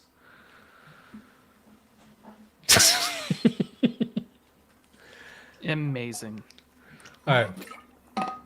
Prude is taking every one of those comments and weighting it in his mind, figuring out if this is going to be the end of everything. It won't. No. I think the other thing to really consider out of this entire section in particular, for those that have read the text or have perhaps read something similar, is that you're going to see especially with those that have the capacity, like Ethiopia especially. Ethiopia is often prided in a lot of world history classes, like as the one African country that had never really been conquered until Mussolini. I don't really agree with that sentiment entirely, but like, yes, there were African or there were Ethiopian leadership and things, etc., that definitely plays a role in their own development. But like in that whole instance, that's what I would call capitalism. Like, this is a request for foreign direct investment. We want, dare I say, elite human capital to come into the country, and they would be welcomed. And in fact, we would welcome it, because it means that, you know, this kind of manufactures and trade would jumpstart the Kingdom of Ethiopia's development, and it would be good for Ethiopia in comparison to regional powers. And it's just like, this, of course, is in, what, the 1500s? And it's just like, that would be a massive win for the Ethiopian kingdom in comparison to, say, you know, other powers or regions in the area. But like, we can't frame that as capitalist. We have to blame this as like, those Europeans obviously didn't come. And it's like, well, why didn't they come? Well, we can't argue, like you had mentioned, you know, the lemon ain't worth the squeeze. And it's like, well, why? And it's like, well, that's a massive amount of investment. We're not even taking into other historical factors in the area, like which the Portuguese and the Spaniards and their introduction into the arrival into the Americas, and wars in Europe that would have played a significant role at the time. And it's just like, so instead, like, we have a very thin understanding of history that doesn't ever consider why the Europeans did what they did, or perhaps, like, you know, this isn't purely exploitative, but it's the only model that works. And that we're introducing these European capitalist concepts, and because of that, this is why we're so underdeveloped. Not to mention all of the wars, all of the diseases, all of the lack of population from slavery. It's just, these things fundamentally just, it's only one frame of reference. And that frame of reference is only going to work because we say so, or because Marxism tells me that this is how it works. No other potential explanation. Yeah, you all heard about the magic dirt hypothesis, but this is something like the magic ideas hypothesis, that things that just occurred to Europeans earlier and that put them on a pathway to success that was denied to Africans. I saw this interview recently because in Canada we've had a massive influx of Indians, Indian, both legal and illegal mass migration. And I saw this interview from Brampton, Ontario, which is now well over 80% Indian. It used to be, of course, 100% white town not even that long ago. And there's an interview with a young Indian woman saying that, oh, I liked living here. I liked living among my own people. It feels just like India, except it's clean and we have free healthcare. And I bring that up because even now, even amongst the vast diaspora of these peoples, there's still a complete and total inability to grasp what it is we're talking about, which is, it's not just magic. It's not just we lucked into living here, right? It's not just that, oh, we built, you know, because we did trade differently, we have bigger ships, and that's what. It's not the content of our character. It's never the content of our character. It's always the content of their character that they should be judged by. White Europeans, white people, we never get judged on the content of our character. Not really, for all the stuff that we do. It's always some trick, some luck, some dodge, some hustle that did it. But I think more and more people are being confronted with that because there is no intellectual veracity to anything these people say. It's all just bitterness and funny mythology and just believing that if 100% of their country moved to America and moved to Canada, that they won't make it into the place they're trying to escape from. You cannot explain that to them. Like, there's no dialogue. That's the phenomenon of like the Jared Diamond, you know, geographical determinism, because this is always trying to scapegoat the And again, they would call, and even when you try to discuss HBD, as you saw from the late Dr. James Watson, who had passed away and was vilified and canceled later a few years ago for discussing, of course, the edgiest of all edgy, third rail of academia, which is, of course, like the heritability of IQ and intelligence, all that sort of stuff. And of course, he had said comments that would not be too far off from what your average HBD poster, even like Steve Saylor, would talk about. And I think Steve Saylor is particularly tame.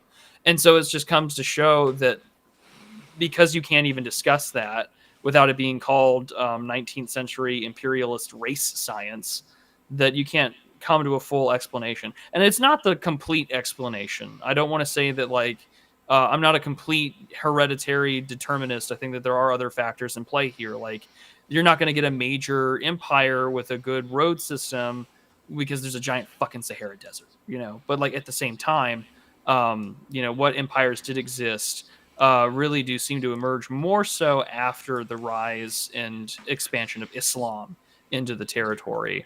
Or into the continent and makes its distance. These things don't get discussed when we talk about colonialism, because it's like, well, how much of what existing development may have been there comes from, Islam and Roman/Byzantine influences on the area.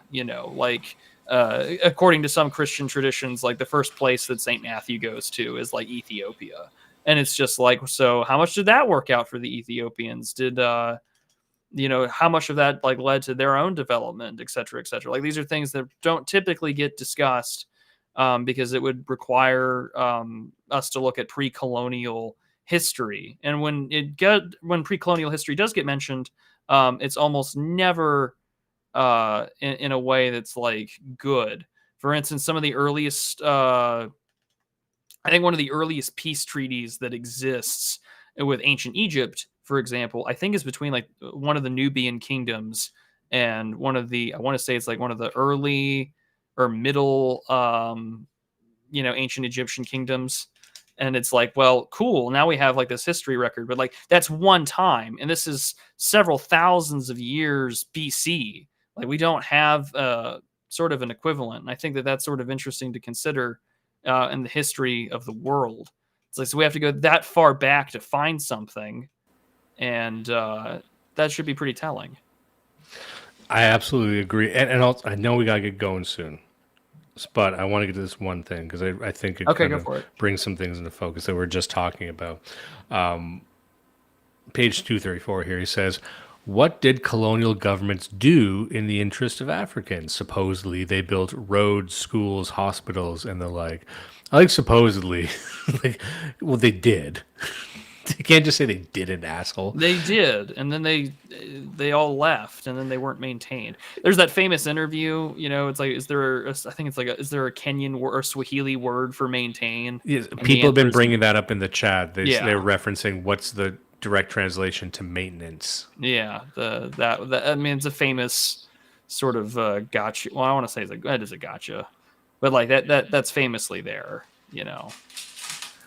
But they got 20 different words for Air Jordans.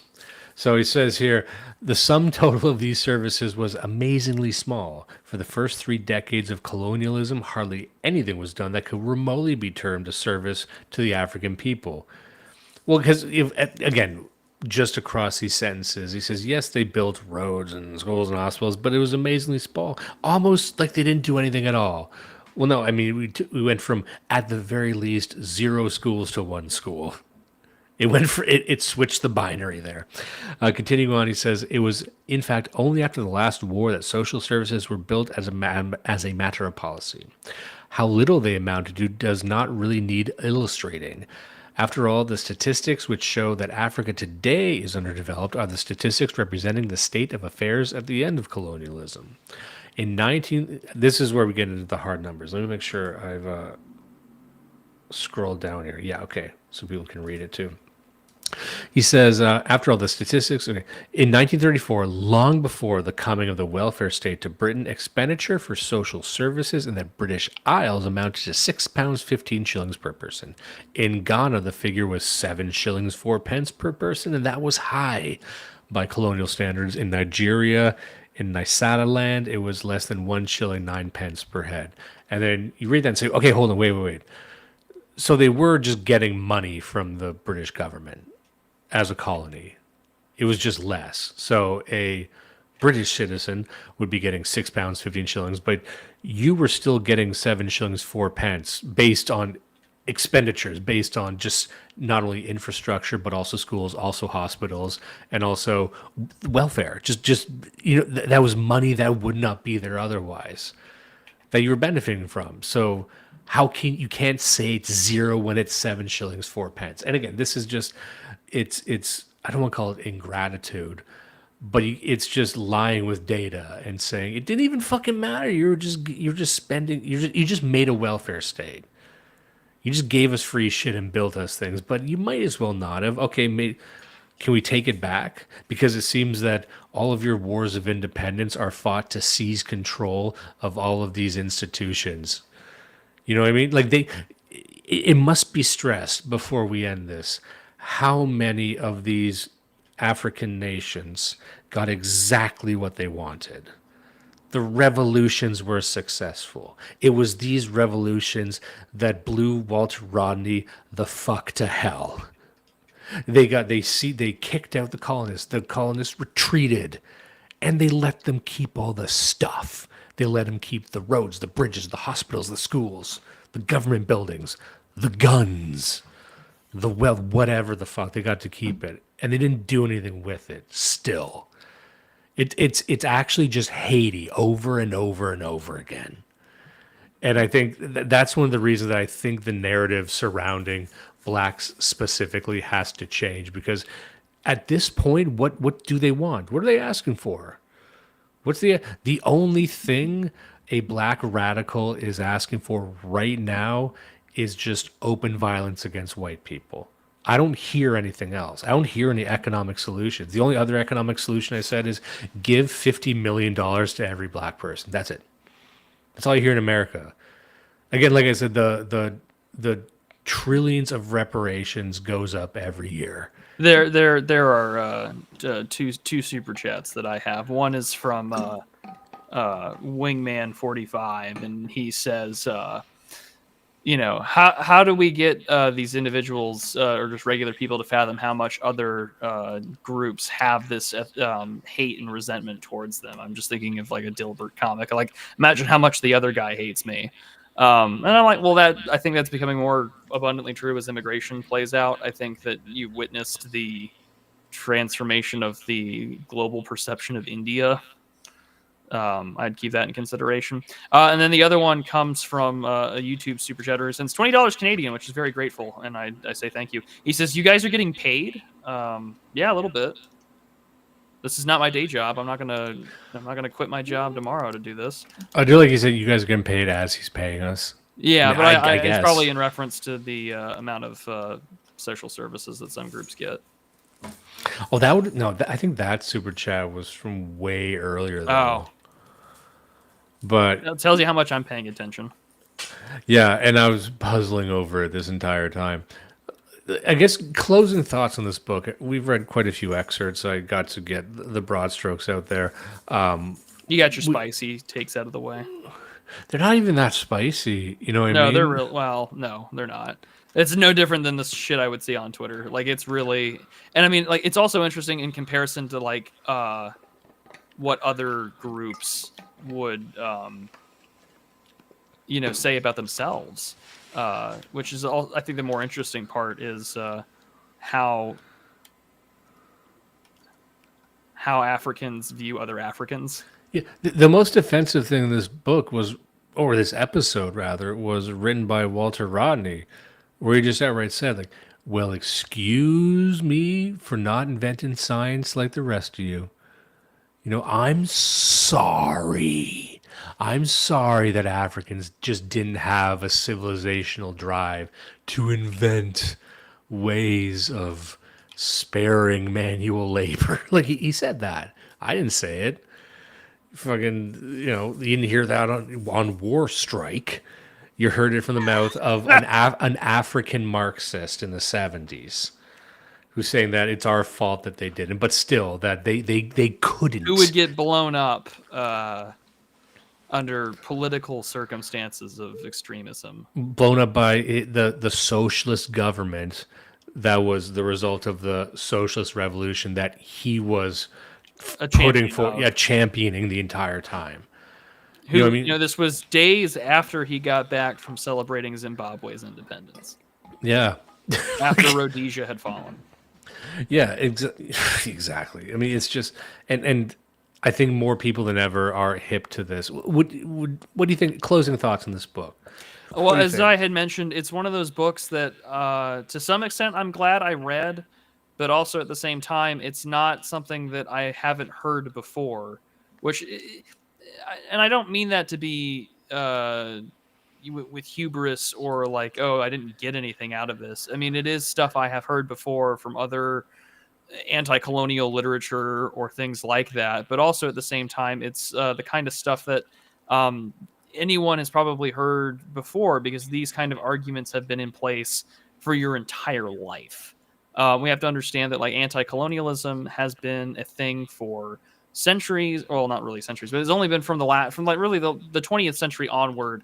And as we talked about in the last book, The Hour of Decision, like this is a consequence of the revolutions we had in political thought in the West. Marxism, Leninism, Bolshevism, communism, redistributive, like market liberalism, all these things took place here first, and they get levied out and spread to other parts of the world. And one of the other parts of the world, of course, being in the African continent. And we now know what that looks like. And the consequences of that are going to be exactly what you read in this book today. Yeah, and I think the reasoning behind covering this book today, I think one of the original reasons was to really flesh out what Oswald Spengler was saying about the Third World Revolution, the Color World Revolution. This is what the Colored World Revolution looks like. And like we said before, it is just a cloak for just identity-based ethnic resentments. And it's got a lot of interesting terminology. It's got some very flimsy anti-capitalist theory, but that's not really what it's about. I don't think there's not the same concern or interest in economics I can see here as in the German investigations or the other European investigations. They don't give a fuck about that. This is just a cudgel to wield against the West, against Europe, and that's what it is in every single one of these instances. So I think it's good to know what they're saying, because this is still referenced amongst these people. And it was, I don't know if I was even in the right headspace for this, because leading into the recording and the live stream today, I was finishing up a film. Did you see that one? What was it? Every Battle All at Once? What was it? One Battle After Another. I have not seen it. I know the premise. I saw. I read. I think it was Bret Easton Ellis that had given the really incisive review, saying like this is just like liberal or woke abundance. It's like what? It's Leonardo DiCaprio, who's a former sort of fascist white nationalist revolutionary who turns on his own people because his mixed race daughter has been held captive. No, well, it's the opposite. He was a member of the Weather Underground. Oh, so okay. Actually, the way I would describe it is, and I got this sense early on, but it's the Antifa version of American History X. Oh, okay. Which we haven't seen before, not really, which isn't to say that there isn't subversive script writing or leftist elements in film, but this is it's made by Paul Thomas Anderson, and it's well acted, it's well made. Yes. Sean Penn is an interesting character, but it wasn't lampooning or satirizing the subject matter in the same way American History X wasn't really satirizing the white nationalist or the skinhead movement. In fact, it was entering into that world. And for the first half of American History X, they're just doing badass things. Derek is dunking the fucking basketball game, right? Like it makes them look cool. And there's so much in this book that's just the Antifa version of that. That when they're like, here's things that Antifa Would you call it an Antifa recruitment movie? Kind of, because I'll tell you, there's things that I know Antifa think are really, really cool that only they think are cool. For example, Hispanic teen skateboarding. That is portrayed as like a really cool, dangerous thing in this. And for the rest of us, that seems gay and lame. But in this movie, all like the Antifa stuff, it's sort of like pro-immigration. It's not anti-revolutionary. It centers the revolutionary dynamic. Leonardo DiCaprio plays a very interesting character. That's what makes it work. That he is the burned out revolutionary. He's a guy who was in the weather underground of the past. He escaped all that. He was raising the daughter of the leader, like the lady leader. They had a kid together. She left for Mexico. He's raising his mixed race daughter all by himself.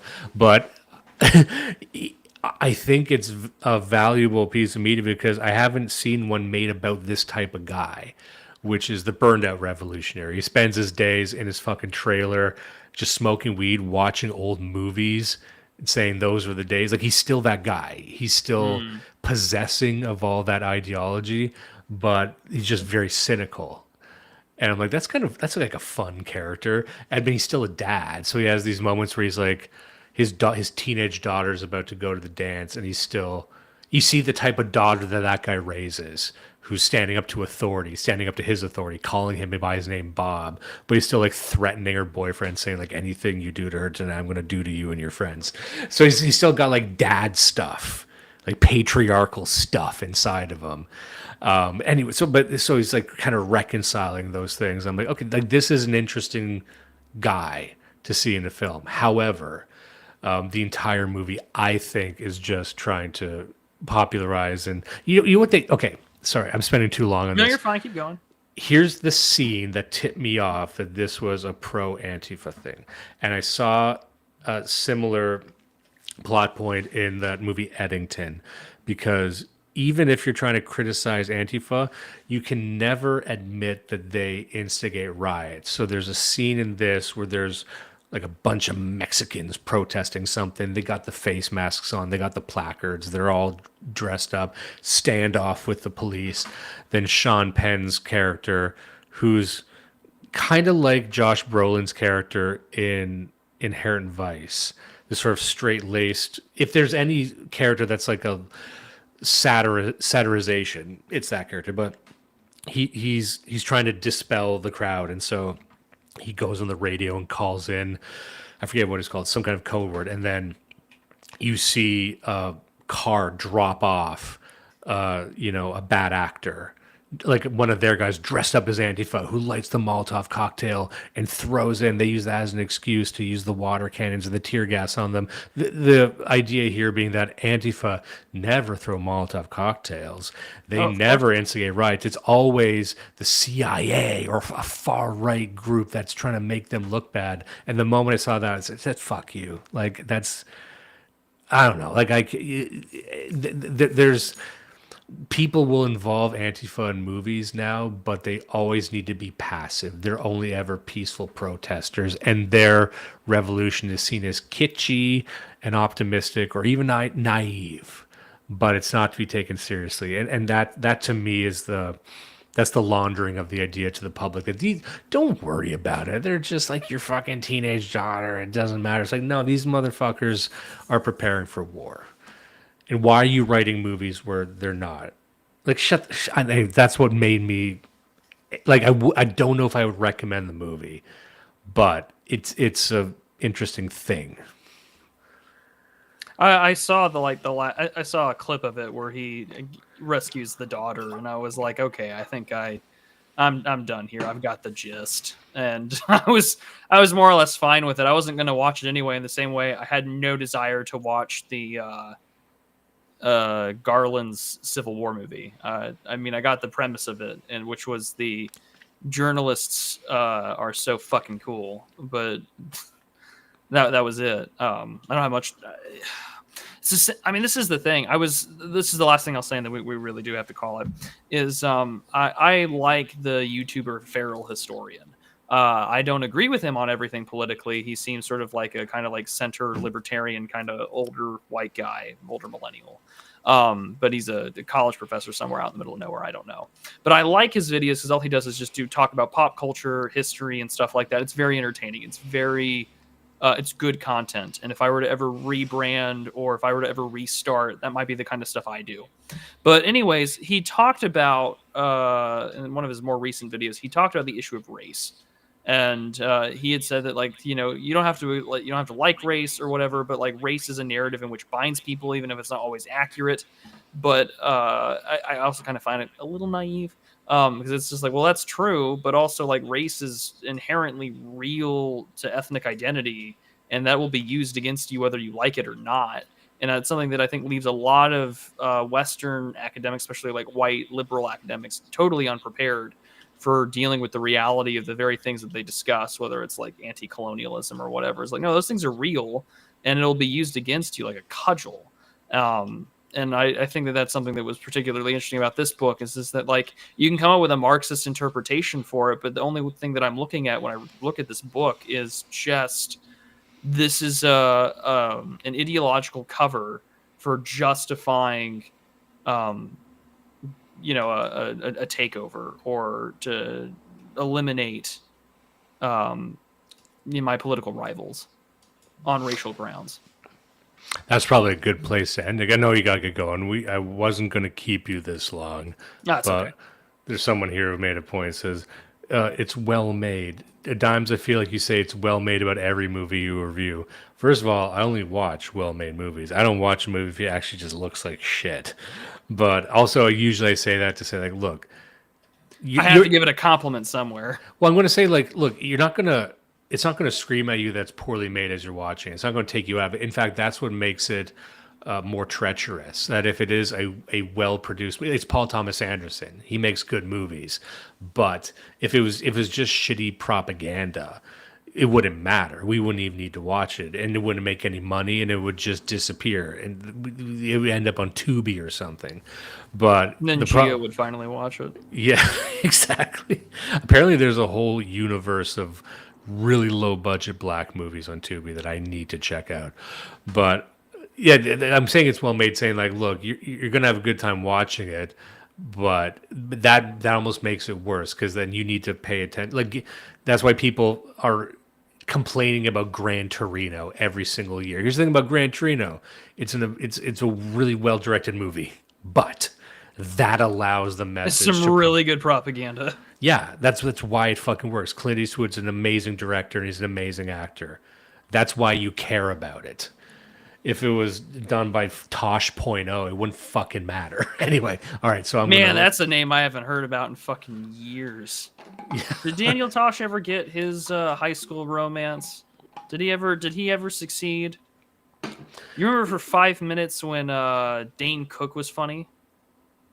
Yeah. Then his head got big. Then his head got big, and then he married someone like 20-something years his junior.